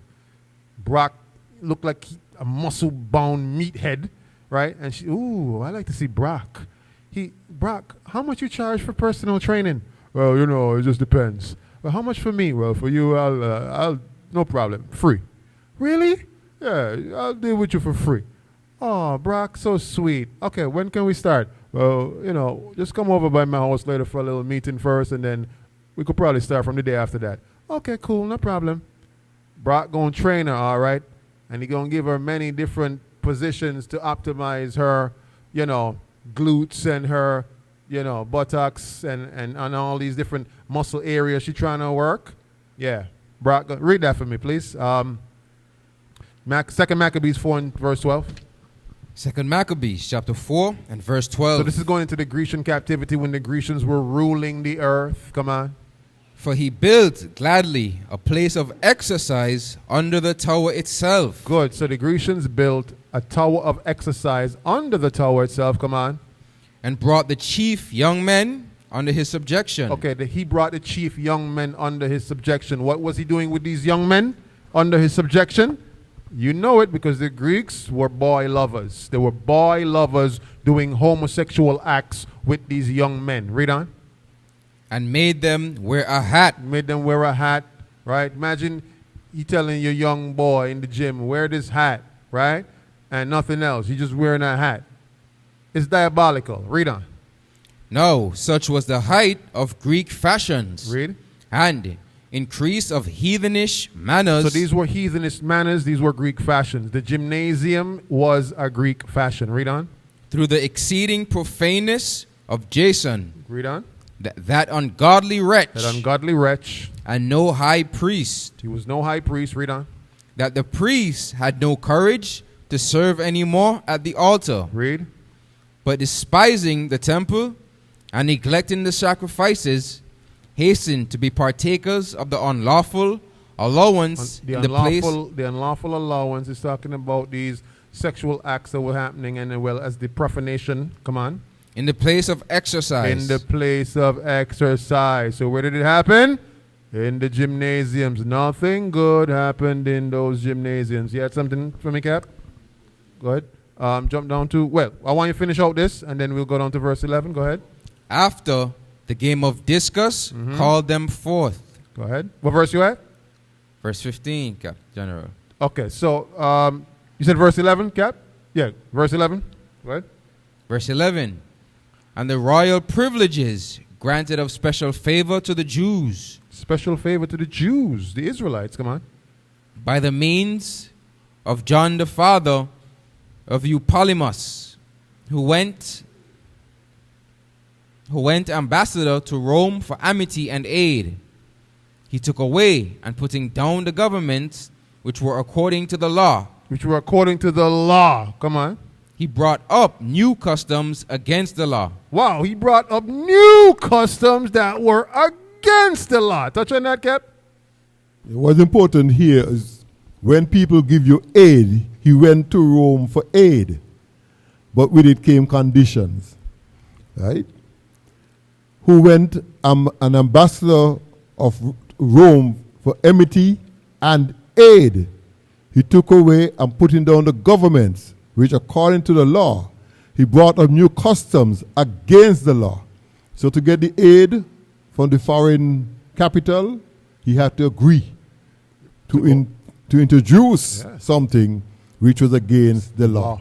And if you look what is happening today, a lot of times the Americans, the U.S. governments, they attach aid to countries accepting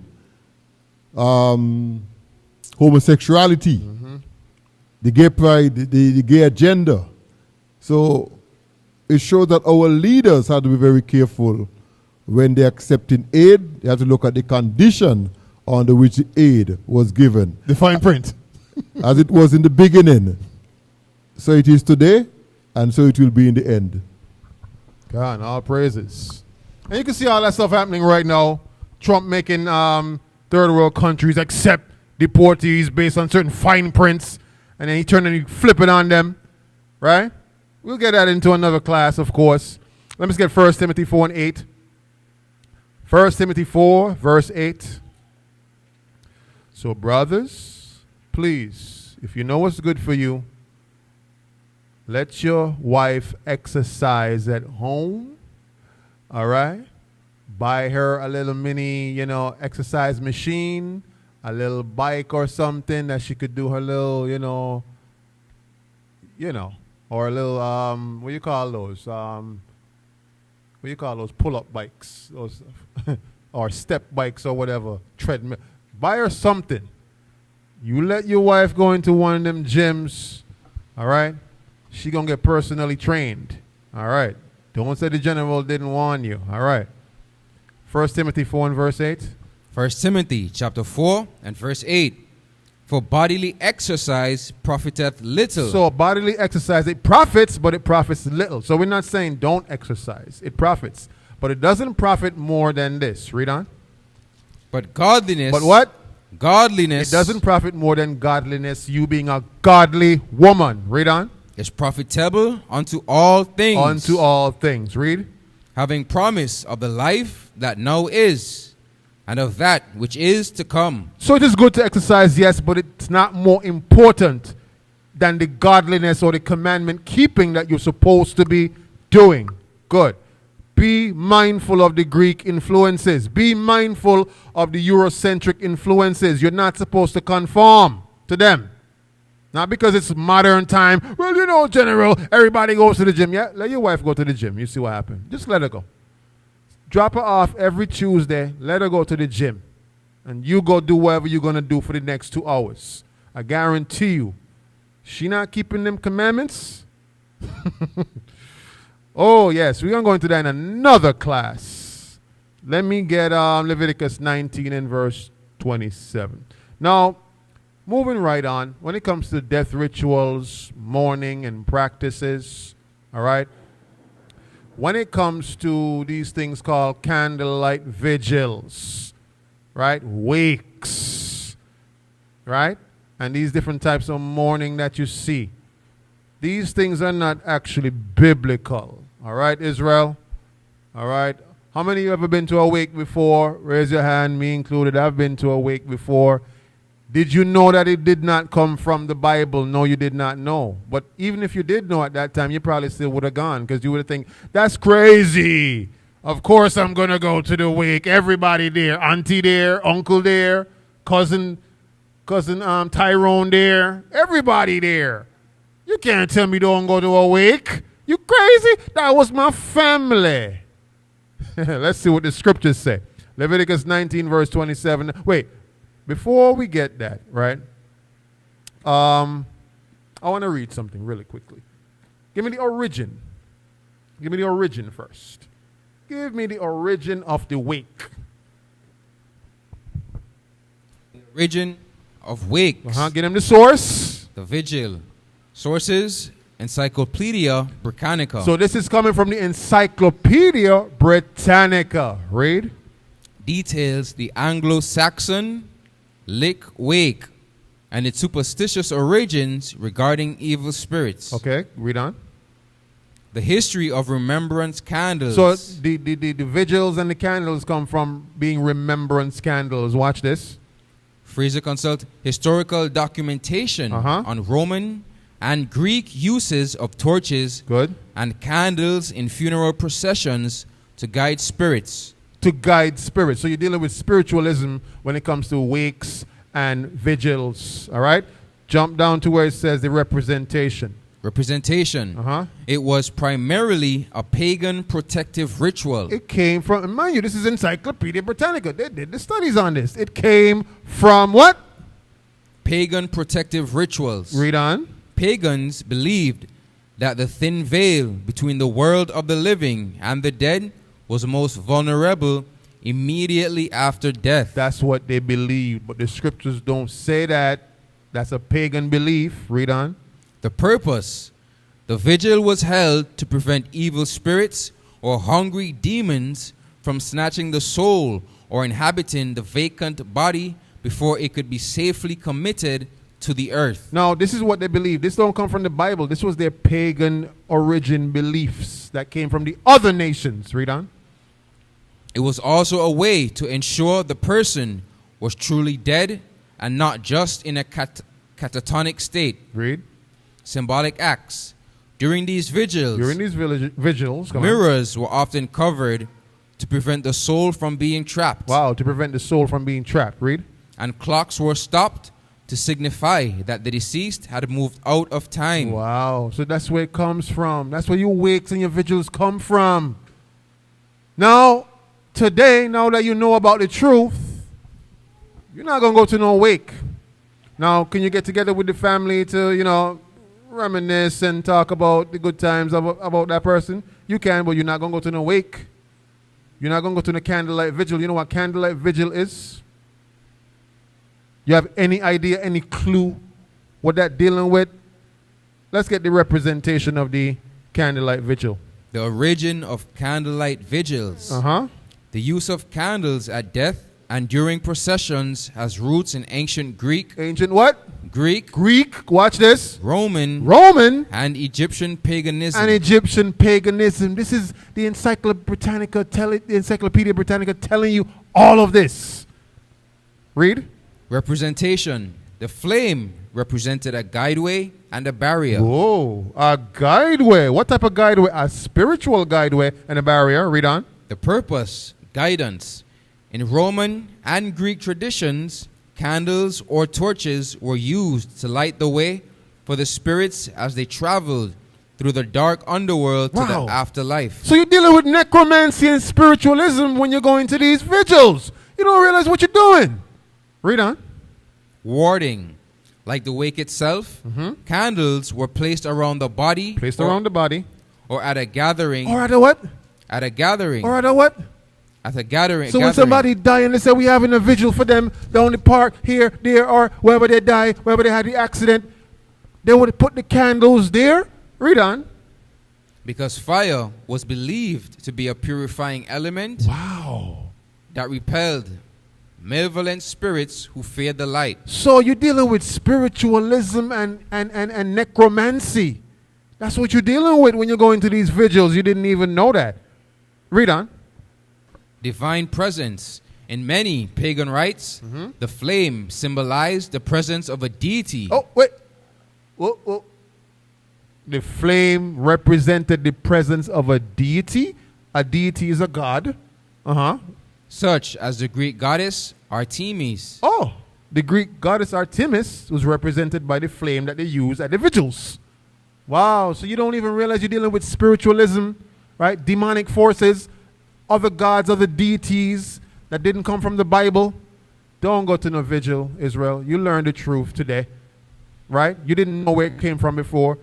Anyone ever stop to question when they tell you, we're inviting all to a vigil today? You never questioned where it come from, right? Never did. You just thought it was a way to show respect to the person, right? No. You're dealing with spiritualism. The light represents a deity. It's going into guiding the spirit where it should go. You can't guide no spirit where it's supposed to go. And we're going to bring that out in the scriptures. All right? Read on. Artemis. And was meant to invoke their protection over the gathering. It was meant to invoke their protection over the gathering. All right? So the wake represents the protecting the body from the soul of demonic possession or theft. The lighting of the candles represents deities and guiding the soul through darkness of the afterlife. And the merrymaking. Who knows about the merrymaking? The party that they would have after the person died. Right? The big party they would throw. In Jamaica, they call it 9 night. Right? Party. That represented celebrating the new beginning of the Spirit's journey. The new beginning of the Spirit's journey. That's why they would merry-make and drink and eat.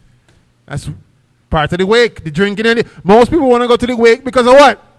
The food. But when you're eating that food, you're eating it unto what? Celebrating where the Spirit is going to end up. But the thing is, you're going against the scriptures doing that. Don't do that. Leviticus 19 and verse 27. Don't do it, Israel. Leviticus chapter 19 and verse 27. Come on. Ye shall not round the corners of your heads, Don't round the corners of your heads. neither shalt thou mar the corners of thy beard. Don't mar the corners of your beard. Do not cut off your beard, Israel. Come on. Ye shall not make any cuttings in your flesh. Don't make any cuttings in your flesh, tattoos, or any other engraving in your flesh. Come on. For the dead, nor print any marks upon you. I am the Lord. But it says don't do it for the dead. Don't do it for the dead. That's not the way we honored our dead. The other nations may have done that. We don't put marks on our skin for the dead. Let's get Deuteronomy chapter 14, verses 1 to 2. Deuteronomy chapter 14, verses 1 to 2. Deuteronomy chapter 14, verse 1. Ye are the children of the Lord your God. You are the children of the Lord your God. Come on. Ye shall not cut yourselves, You shall not cut yourselves. nor make any baldness Don't make any baldness. between your eyes for the your- dead. Between your eyes for the dead. Come on. For thou art an holy people. You are supposed to be holy and set apart and not do the things that the other nations have influenced you to do. Read on. Unto the Lord thy God. Read. And the Lord hath chosen thee to be a peculiar people A peculiar people, a set apart people. Come on. unto himself, Unto himself. Read. above all the nations that are upon the earth. Upon all the nations that are upon the earth. You're supposed to be set apart. Understand that. So when it comes to these wakes and these vigils, don't attend these things. And that's one of the reasons why, as an Israelite, you must have a will.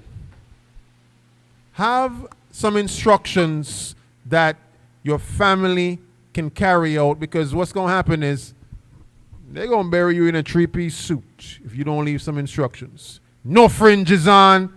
They're all here having wakes on your behalf. Go to your lawyer, your legal representative, or give somebody power of attorney that if you should pass, okay, give instructions, clear instructions on how you want to be buried. They're not going to cremate you because that goes against the scriptures. They're not going to have no wake and no vigil for you because that goes against the scriptures and that goes into pagan traditions. Okay? You must have clear instructions. Also that you want to be wearing your fringes should you have to leave.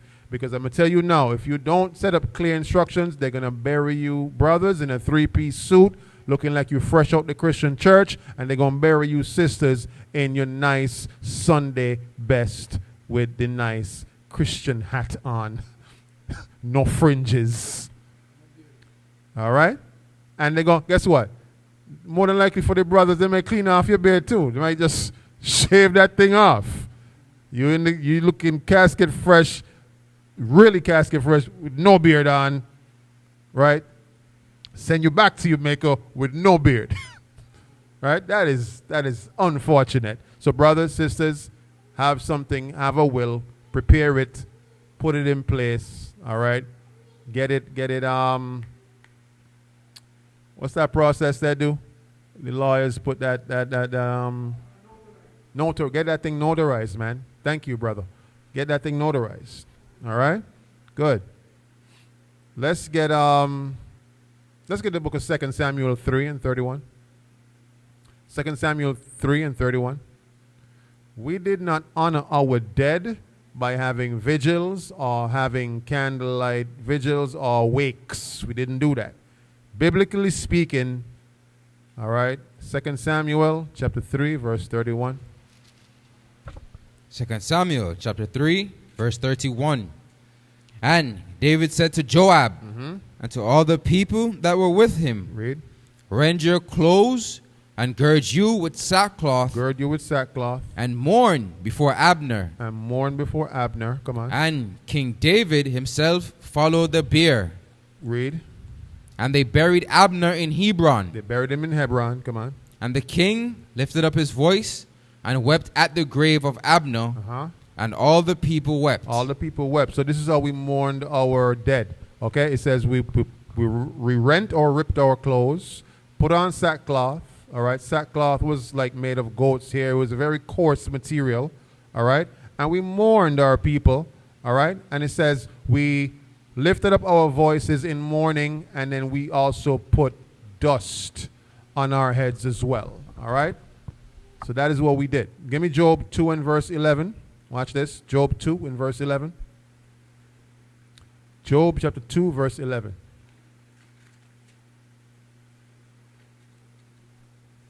The book of Job, chapter 2, verse 11. Job chapter 2, verse 11. Now, when Job's 3 friends heard of all this evil that was come upon him, they came, every one from his own place, Eliphaz the Temanite, and Bildad the Shuhite, and Zophar the Naamathite. For they had made an appointment together to come to mourn with him and to comfort him. To mourn with him and to comfort him. Because remember, Job lost his children. He lost a lot of his animals.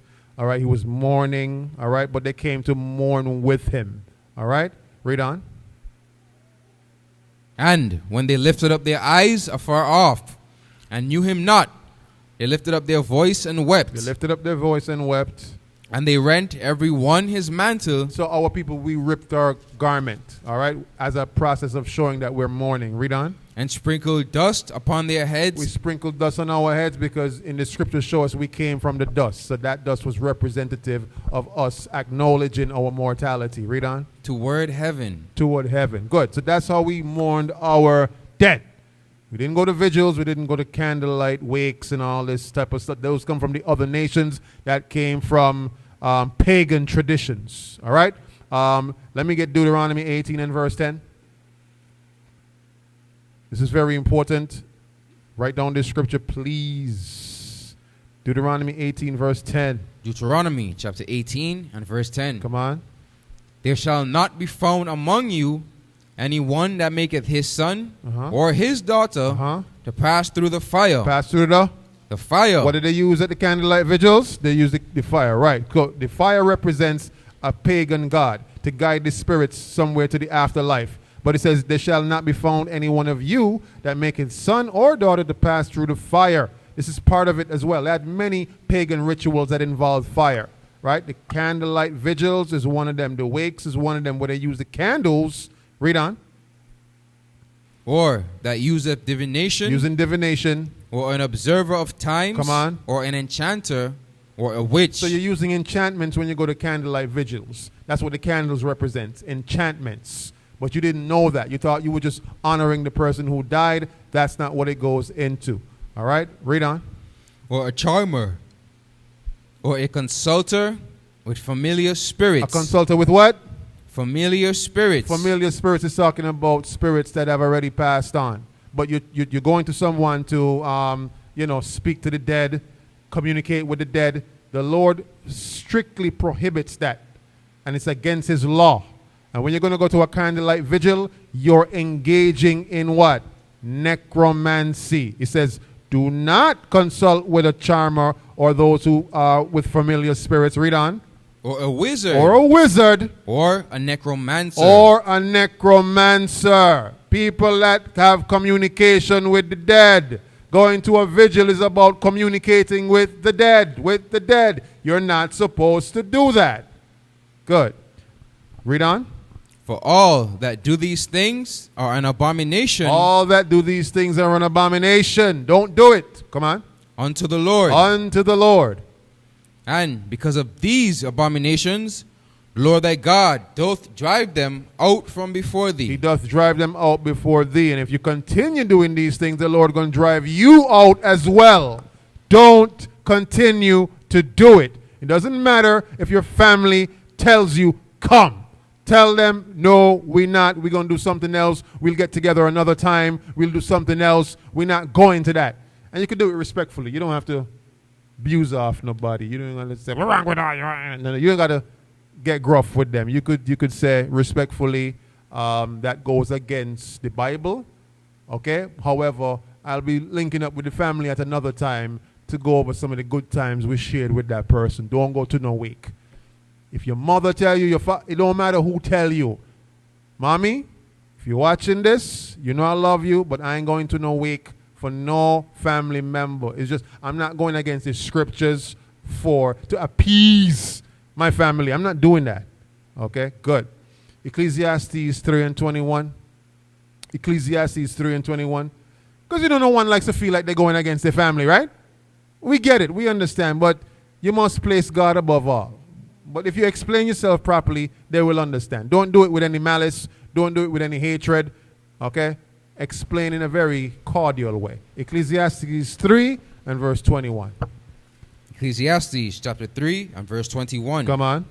Who knoweth the spirit of man that goeth upward, So when you die, your spirit goes upward, upward, upward. It goes up. Come on. and the spirit of the beast that goeth downward, And animal spirit goes downward. So when you die, your spirit not trapped in limbo. It's not in purgatory. It's not in a place where the spirits are being held somewhere here on earth. Read it again from the top. Where the spirit goes?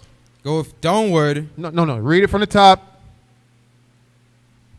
Read the verse from the beginning, please. who knoweth the spirit of man that goeth upward, The spirit of man goes upward when you die. All spirits go back to the Creator. Whether they were good, whether they were bad, because judgment day has not happened as yet. You still have to be judged. He holds the spirits in a holding area. Now, if there's regenerations to happen, then you will come back 3 or 4 generations after, like it mentions in the book of Exodus. If there's no regenerations left, then the spirits will be held until your spirit goes back in your body, like it mentions in the book of Corinthians. The dead in Jesus shall rise first. You're going to be judged on judgment day. Okay? But understand this. Spirits are not lingering the earth and just doing as they want to do. No, the Lord, it goes back to the Lord. Everyone gets it. So no, that necromancer not talking to your dead auntie. That person say, wait. I'm hearing a signal coming from, wait, did you have an auntie named Beulah? Yes, Beulah is talking to me now. And she says to tell you she loves you. And she's watching over you. That ain't true. For those of you that don't know. All right? Good. Let's move on. We're moving on. We don't have a lot of time left, but we're moving on. All right? So when it comes to the workplace mentality, so all those things I mentioned earlier, those were Eurocentric things that were pushed on you. That's why you go to wakes. That's why you go to vigils. You never questioned it because you don't know where it comes from. It came from pagan practices. It came from the influences of the other nations. You just went along with it because auntie told you, we're having a wake this Monday and you should come. And food gonna be there. And you with your happy-go-lucky self say, food gonna be there? Yes. Okay, I'll be there. You don't know where it come from. You don't know you're messing with necromancy. The origin came from talking to spirits, trying to talk to spirits. Trying to talk to the dead. Trying to guide the spirits to somewhere peaceful. That ain't in the scriptures. All right, Leviticus 19 and 27. So now, Eurocentric standards have now influenced all of our people due to us being oppressed, that in the workplace you must look a certain way. How many of you work for any workplace that they tell you must be clean shaven, you must have your hair, low to a certain level, you cannot have a beard, not even a speck of hair. There's some institutions right now that prevent you from having a speck of hair on your face. Hotels do it. Places that have Caucasian influence, they do it. The corporate world, they frown and they deem you coming into the corporate. You come in with a 3-piece suit and tie and you're wearing a beard as a black man, they're going to ask you. They'll say, hey, Brandon, everything's all right with you? Everything's okay? Yeah, everything's good. Why, boss? Well, you just look a little different. Oh, what's wrong? Well, you're wearing a beard. It just doesn't look professional, Let's read that. Leviticus 19 and verse 27. Leviticus chapter 19 and verse 27. Ye shall not round the corners of your heads. So the Lord instructed the Israelites, do not round the corners of your heads. Read on. Neither shalt thou mar the corners of thy beard. So you're not supposed to mar the corner of your beard. Men, you're supposed to have a beard on your face, whether you want it long, whether you want it short, whether you want it in between.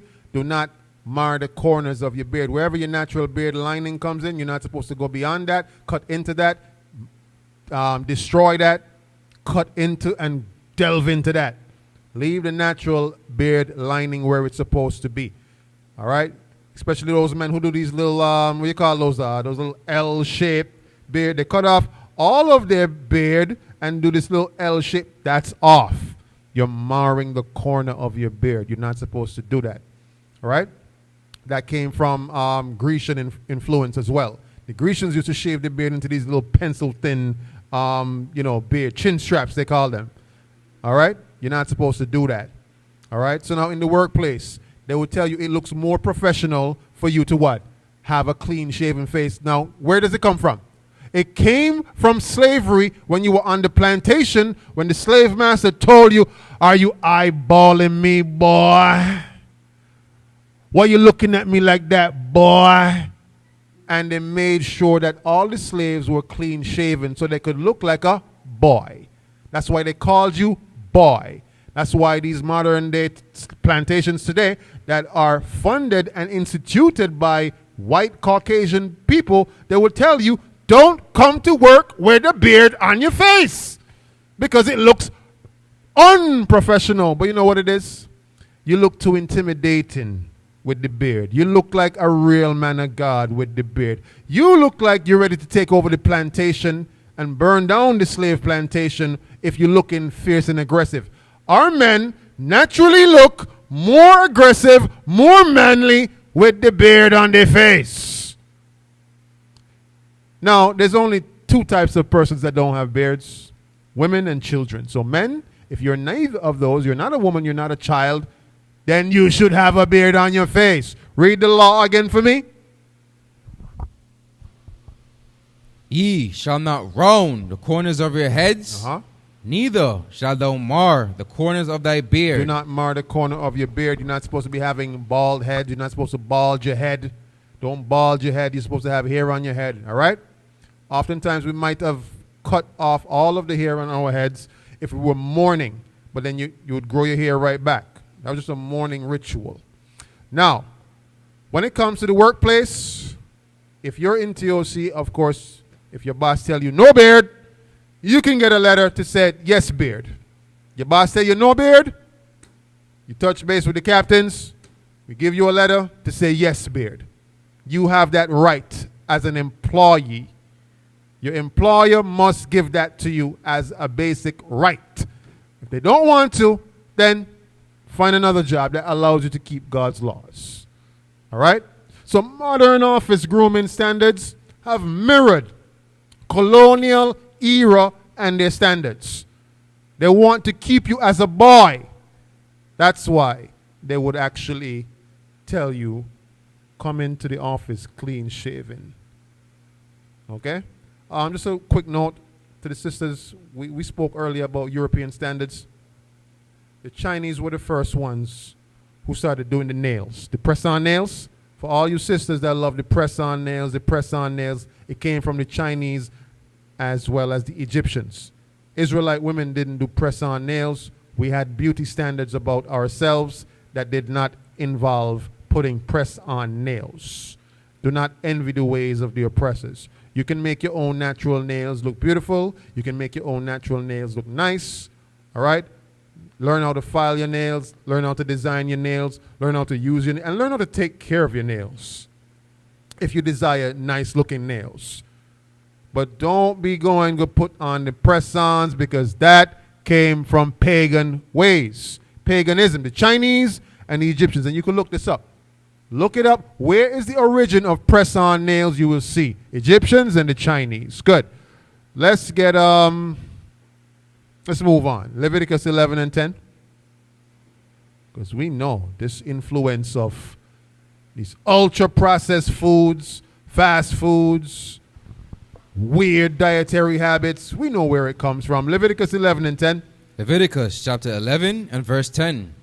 And all that have not fins and scales in the seas and in the rivers, Read. of all that move in the waters, and of any living thing which is in the waters, they shall be an abomination unto you. It shall be an abomination to you. So the sea creatures in the ocean, right, that are like shellfish and lobster, crab, those things are sea cockroaches. You should not be eating them. The Lord says do not eat them. They are not for food. They're there to clean the ocean. They have their purpose. All right? They are scavengers. They keep the ocean's floor clean. Okay? You should not be putting that into your body. How many of you know that lobster used to be prison food at one point? They fed the prisoners lobster. That wasn't a delicacy. That later on became a delicacy when they used to try to overfish and that's the word, right? Overfishing. When they were going scarce, then lobsters were scarce to be found. All right? Just let me know how much we got left. All right? So, no shellfish, nothing that doesn't have fins and scales. You shall not eat that thing. It's an abomination to you.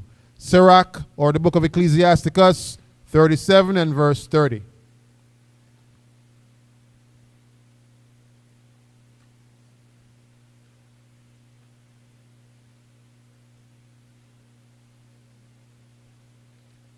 Sirach 37 or Ecclesiasticus 37 and verse 30.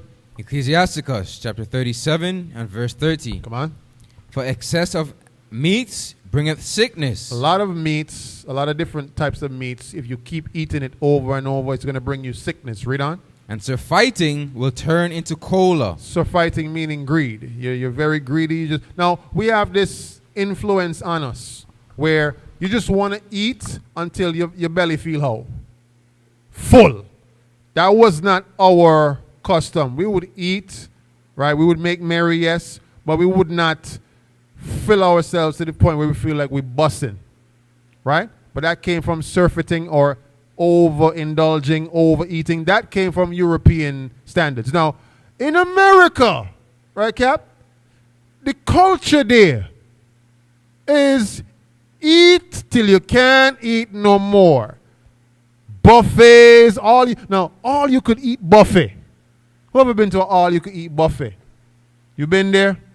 And it sounds great. Till you get there, you eat the first plate, you're like, listen, I can't eat no more.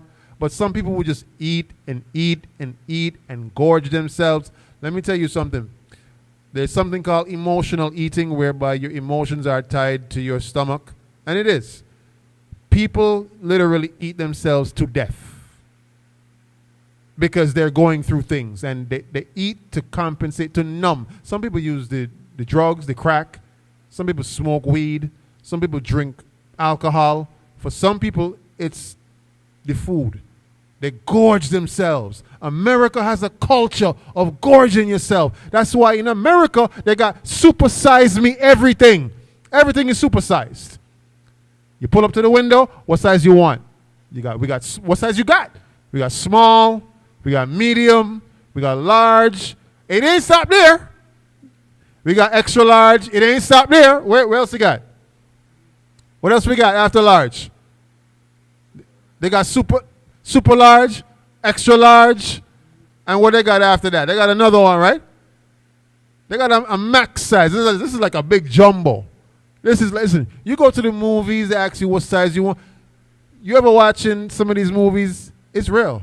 They got the popcorn bucket that's literally big like this. It's huge. And you could sit there and you could eat all of it yourself. And you watch it and you're thinking to yourself, we don't have that in those places like in different countries. I want that. That's the influence of what? Western culture. Eurocentric culture. That's where it comes from. Gorging. Overeating. But it says right here, surfeiting or overeating will turn into stomach sickness. Right? Give me verse 31. By surfeiting have many perished. By overeating many have perished. So brothers, you got to watch what you eat. Watch what's on your plate. Sisters, you got to watch your portions. Your portions. Okay? So not only what you eat, the ultra-processed stuff, get rid of that. Go for more natural things, but I know how it is. Oh, that stuff ain't fun. It don't taste nice. It's boring. Well, guess what? If you indulge on these ultra-processed things and you get sick, the only thing you're going to want to do is what? To get better. There's some people right now, all they want in life is to just be healed. Right? So do it now so that you don't have to suffer a doctor telling you, listen, we got bad news for you. It says here, many have died, many have perished. But read on. But he that taketh heed, those who take heed and listen, come on, prolongeth his life. You're going to prolong your life. Do not be influenced by these Eurocentric customs. You got to decolonize your mind, right? The things you're seeing on social media and TV, those things going to kill you. Overeating, overindulging, eating unclean foods, it's going to kill you. All right? Give me next chapter, 38. Chapter 38, verse 4. Verse 4. Sirach, chapter 38, verse 4. Come on. The Lord hath created medicines out of the earth. The Lord have created medicines out of the earth. Out of the earth. So if you're wise, you're going to do what? Read on. And he that is wise will not abhor them. Wow, if you're wise, you're not going to neglect them. You're not going to hate them. Right? But I get it. Our people don't like what? Vegetables and fruits, right? Oh, that's boring. Whatever people want to eat. They want that fried chicken. They want that mutton. They want that meat. They want that steak. They want that red meat. They just want to gorge themselves. Burgers, fries, you name it, right? All the things that are just bad for you. Now, if you're going to eat that thing once in a while, okay.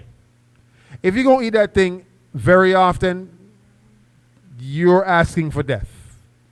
You're literally cutting your lifespan short. Okay? And let me just mention this.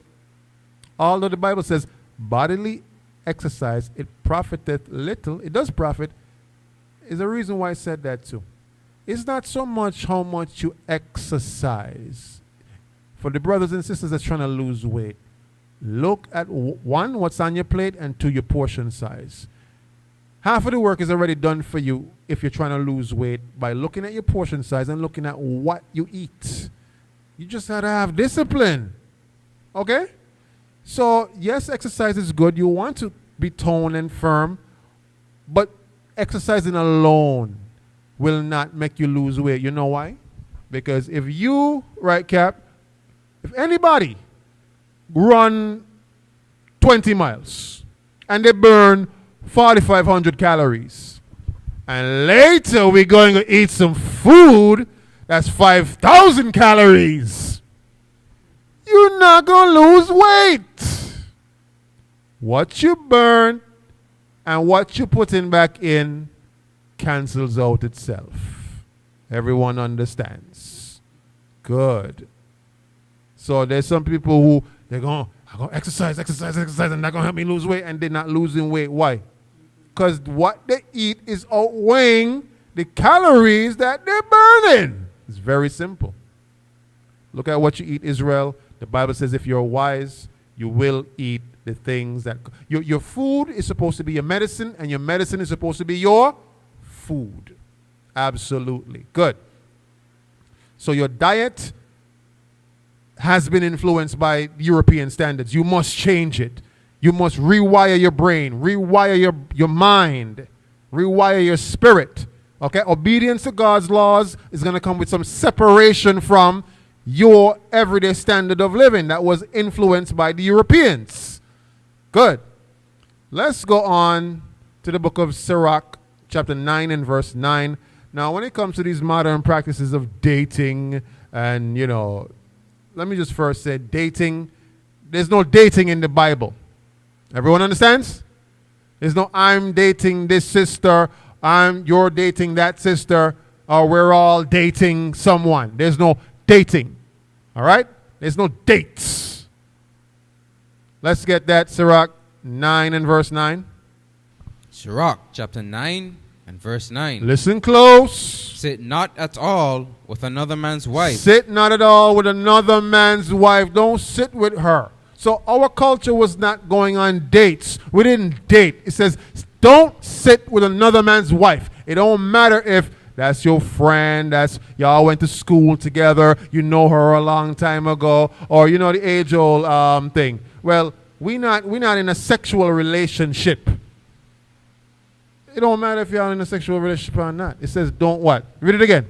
Sit not at all with another man's wife. Don't sit with another man's wife, because you wouldn't want another man sitting with your wife. And guess what? If she's not married, right, and a man is dealing with her sexually, the Bible shows you that sex consummates marriage. So while she might not be aware that she has consummated a marriage, of course it's out of order, of course, as you know, you're still sitting with another man's property, another man's wife. It's just that she don't know that.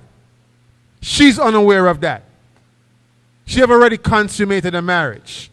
You don't know that, she don't know that, but you sitting with her. If you want to date with her, don't sit with her. Read on. Nor sit down with her in thine arms. Read on. This is talking about a date. You want to date with a young lady. Come on. And spend not thy money with her at the wine. This is talking about you on a date. Come on. Lest thine heart incline unto her. Oh, because your heart will incline unto her. That's what it's talking about. That's why you want to date.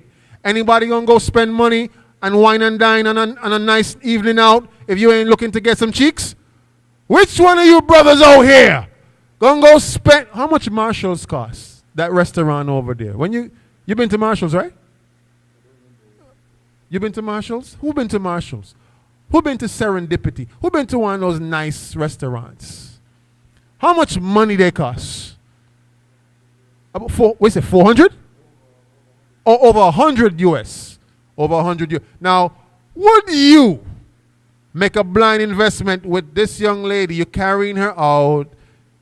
Food on you. Man, y'all ain't splitting no bill. It's all on you. Bill comes back. You open it up. You know how the waiter likes to put it down on the table, right? He comes gently and he just... So you laughing, you having, some good drinks. You look at it. You kind of put it up in the light like, wait. $322 US. Whoo! Now, at that point in your mind, you're thinking, listen, if I pull out my card, that's not the only thing I want to be pulling out. That's not the only thing I want to, because when you're in the world and you're spending that kind of money on a woman, you're thinking to get some what? Return on investment. Nobody out here spending the 300 US just to have a good laugh. I could turn on Comedy Club on YouTube and get a laugh. You're looking for an investment. That's why you did it. That's why you went out that night. You looked good. You got a nice lineup. You put on some good clothes. You smell good. You're looking good. You're feeling good. You jump in the car. You pick her up. You hop out the door. You open the door for her. She said, oh my gosh, he's such a gentleman. Oh my goodness. He's so nice.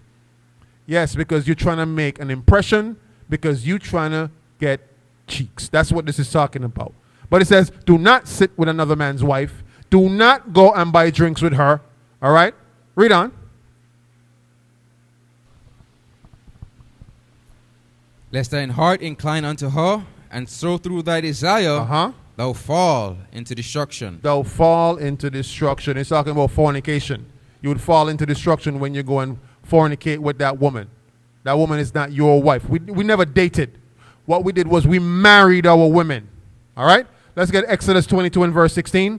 So we got to come away from these Eurocentric that came from European traditions, this idea of dating. That didn't come from the Bible. It's nowhere in there. Our men married the women. Exodus 22 and verse 16. We married our women.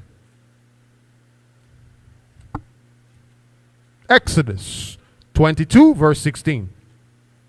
Exodus chapter 22 and verse 16.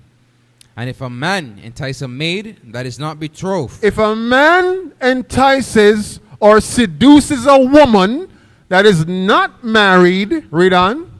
And lie with her. And he lays with her and have what? Copulation with her. Come on. He shall surely endow her to be his wife. That's what the Bible says you're going to do. You're going to surely marry that woman. So you lay with her, now you stay with her. So brothers, if you know you ain't ready to make that commitment with her, don't go there. It's very simple. If you know you ain't ready to lead, guide, provide, teach, protect, and provide for this woman, don't go there. Otherwise, you're going to fall into destruction by fornicating with her. Because our people, what? We get influenced by this Eurocentric thing whereby you're looking at the TV, it shows you everybody going on dates, right? Everybody going on dates. Everybody just hitting it for the night.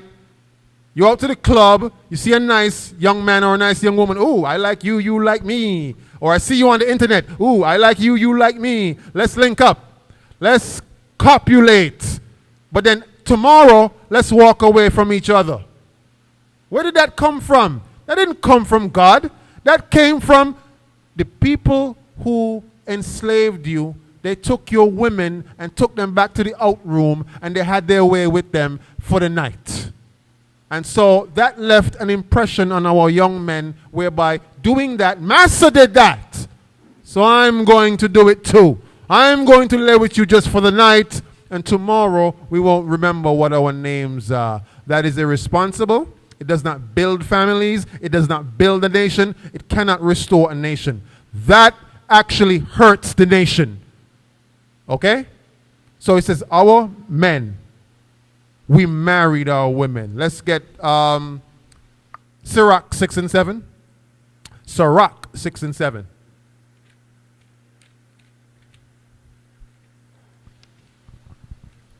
Sirach chapter 6 and verse 7. If thou wouldest get a friend. There's a way to do it.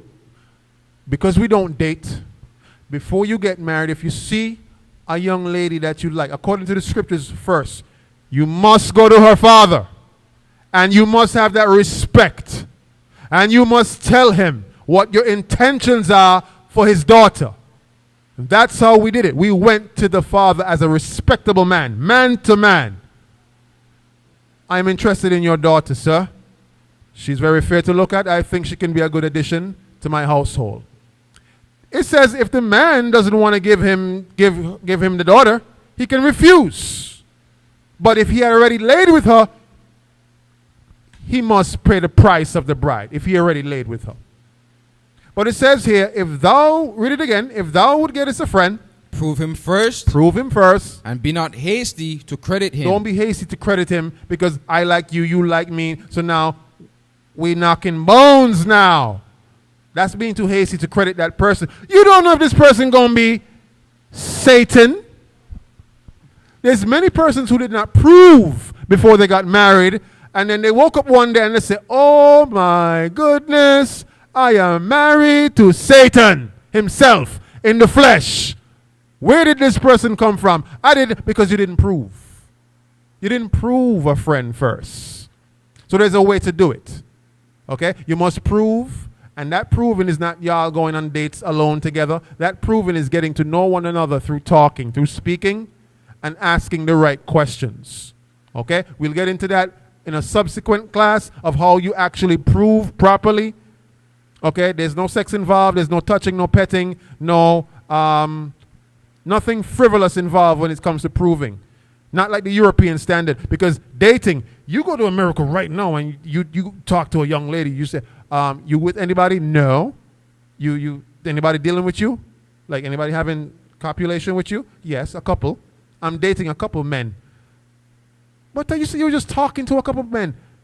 That's what I meant when I said talking to. In America, their version of I'm talking to means I am either dating this man or I'm laying with this man. It came from Eurocentric standards. Our people didn't do that. But we're getting influenced by it, yes? Because down here now, everyone's dating like friends with, what do you call it, friends with benefits, or, you're not with the person, but you're doing things with the person.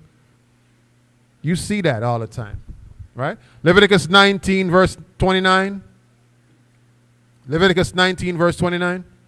These things came from Eurocentric things. You understand? Leviticus chapter 19 and verse 29. Come on. Do not prostitute thy daughter to cause her to be a whore. So the women of Israel are not supposed to be whores. They're not supposed to be promiscuous. They're not supposed to be dating and having sex with every person that she likes to see, she favors, or I'm talking to this person, that person, and every person. That's not supposed to be. Read on. Lest the land fall to whoredom. Because if you have a land full of whores, then you're going to have a land that's full of whoredom. And once whoredom is in the land, it attracts the judgment of God. You understand that? Good. So the European dating standards must get out of your mind. You must get rid of it. Do not raise your daughter to be that way. Do not raise your daughter to be out here dating. Do not raise your daughter to, oh, you was with Johnny last week. Whatever happened to him? Oh, we're not together anymore. That's okay. You could get another one. Another Johnny. Before you know it, your daughter had been through all the whole neighborhood. She's a whore. She's had every rod in her community center. Every broom has been in her corner. Okay? And that's not what you want. The Lord says the land can fall into whoredom that way. And by the land falling into whoredom, it invokes what? The judgment of God. That's why a lot of lands get like natural disasters, hurricanes, earthquakes. It invokes the judgment of God. Because the land is full of whoredom. You can just go down by the Spanish and do what? Pay your money. Get your rocks off. How much for you, Maria? Oh, you? 25. 25. Okay, get the $25 special? 25. Okay. The land falls into whoredom, but you don't realize what's happening. Let's get 1 Timothy 2:9. So again, we spoke about, our sisters wearing these nails and these weave and these blonde hair and, all of these things that came from Eurocentric influences. Read that for me, 1 Timothy 2:9. 1 Timothy chapter 2 and verse 9. Come on. In like manner also, that women adorn themselves in modest apparel. So adorn means to dress themselves in what type of apparel? Modest apparel. Modest apparel. Now it's going to show you what type of modesty it is. Come on. With shamefacedness. With shamefacedness. Not all gaudy. All right? So, what type of apparel women supposed to wear? Modest. Not attracting a lot of attention. Come on. With shamefacedness and sobriety, not with broided hair, or gold, or pearls, or costly array. It's talking about gaudy, like very ostentatious braided hair, ostentatious gold. Like, you see women who really emphasize on, with a lot of accoutrements, a lot of jewelry, a lot of bedazzled stuff in their hair, those women are primarily focused on vanity. They're primarily focused on their visual upkeep. They're not really so much focused on their godliness or their godly attributes. They're making sure that their nails popping, jewelry popping, accoutrements popping, hair popping, shoes popping, purse popping, everything popping. But their spirit is off. They got nasty attitudes. They don't know how to speak to their husbands. They don't know how to submit to their husband. They don't know how to submit to leadership. They're just off. They want to do their own thing. The husband put them in order. They're like, nah. You could tell when a woman values vanity. Just look at her. You can tell that she's all about self. But Paul had to set something straight in the churches. Because you had brothers who were not yet fully reformed. You had brothers who were not yet fully in the truth. If your wife come into church looking like, wow, and you got brothers in there who not reformed as yet, what is going to cause, Brother Aitan? What's that? Lusting, right? Okay, a brother who just came into the truth, he not over that demon yet. So sisters, modesty is more than what you wear. It's a state of mind. There you go. Modesty starts in the mind first. Read on. But which becometh woman professing godliness. Good. You must be a woman that professes godliness. That's what a man must see in you first. That you're a woman that professes godliness by your actions, by the way you carry yourself. All right? Drop that and give me...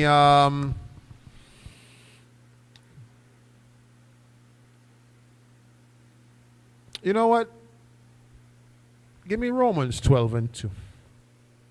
Give me Romans 12 and 2.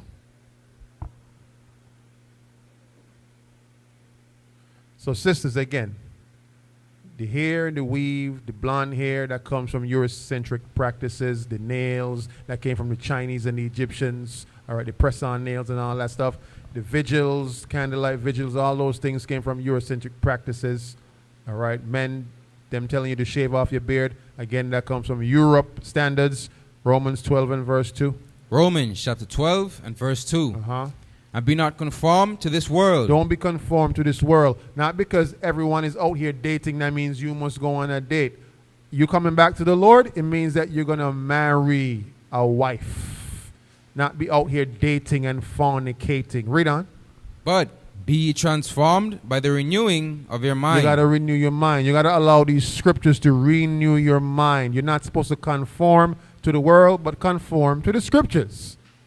Don't conform to the world standards or the Eurocentric standards. Conform to the Lord's commandments. It says, do all his commandments. Read.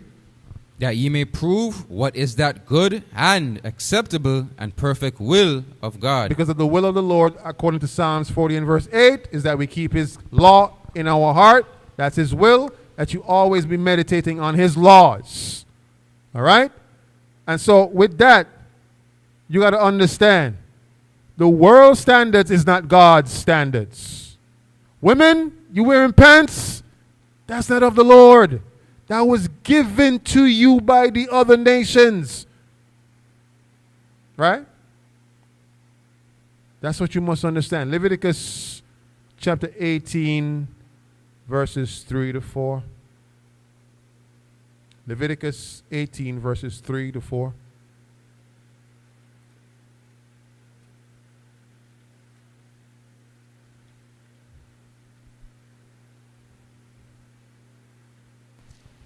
Leviticus chapter 18 and verse 3. Mm-hmm. After the doings of the land of Egypt wherein ye dwelt, shall ye not do? And after the doings of the land of Canaan, whither I bring you, shall ye not do? Good. So the Egyptians' ways and their sexual immorality ways, the Lord tell you not to follow after those ways. He said, do not do the things that they do. So their dating standards, their dating practices, allowing your daughters to just be with every John that there is, dating, allowing your, if you got children that's old enough to date and they dating, if they live with you and they dating, that's off. If you want to be in the truth and you're allowing your son or your daughter to date, that is off. You must not allow that to happen. That goes against God's standards. You have now accepted European standards. And the Lord says to what? Not to envy the way of the oppressor, those who oppressed you. They force their ways onto you. All right, let me get Leviticus 11 and 44. All right, then we close out. Leviticus 11 and verse 44. Leviticus chapter 11 and verse 44. For I am the Lord your God. Ye shall therefore sanctify yourselves. You shall sanctify yourself, meaning you shall separate yourselves from the ways of the other nations. Come on. And ye shall be holy, for I am holy. You shall be set apart. That's what it means to be holy, because God says he is holy. You shall not take on the ways of the other nations. Come on. Neither shall ye defile yourselves with any manner of creeping thing that creepeth upon the earth. You shall not defile yourself when it comes to eating things that are abominable unto the Lord. The Lord calls you to be holy. The Lord calls you to be set apart. The Lord calls you to disconnect yourself away from the ways of the other nations.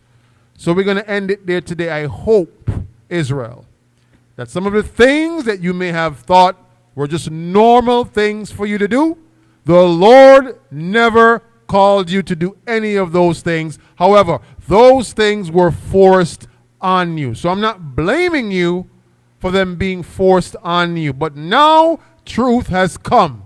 Now it's time for awakening. And that time is now. So you must awake from your slumber, Israel. The time for awakening is now. So we want to thank you, Israel, for joining us this morning. Well, it's now afternoon, all right? Don't forget to give your donations, your alms, and your offerings. Thank you, Israel. We love you.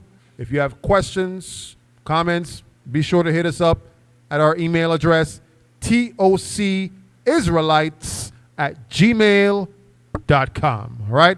We have the Passover coming up on March the 17th. So if you want to keep Passover with us, send us an email so you can find out how you can keep Passover in your city with TOC. So again, we want to thank you. All right, we love all of our people. We're here for all of our people. We're here to restore the nation and teach our people. We're here so that you can build up yourselves and be clear and stay clear of any paganism or any idolatry, and so that you can come back to the Lord in full grand style and fashion. All praises. So with that, Israel, we love you. We're going to sign out, and I pray that you have a blessed rest of the Sabbath and a blessed next day that's coming up tomorrow. All praises to the Most High. Shalom.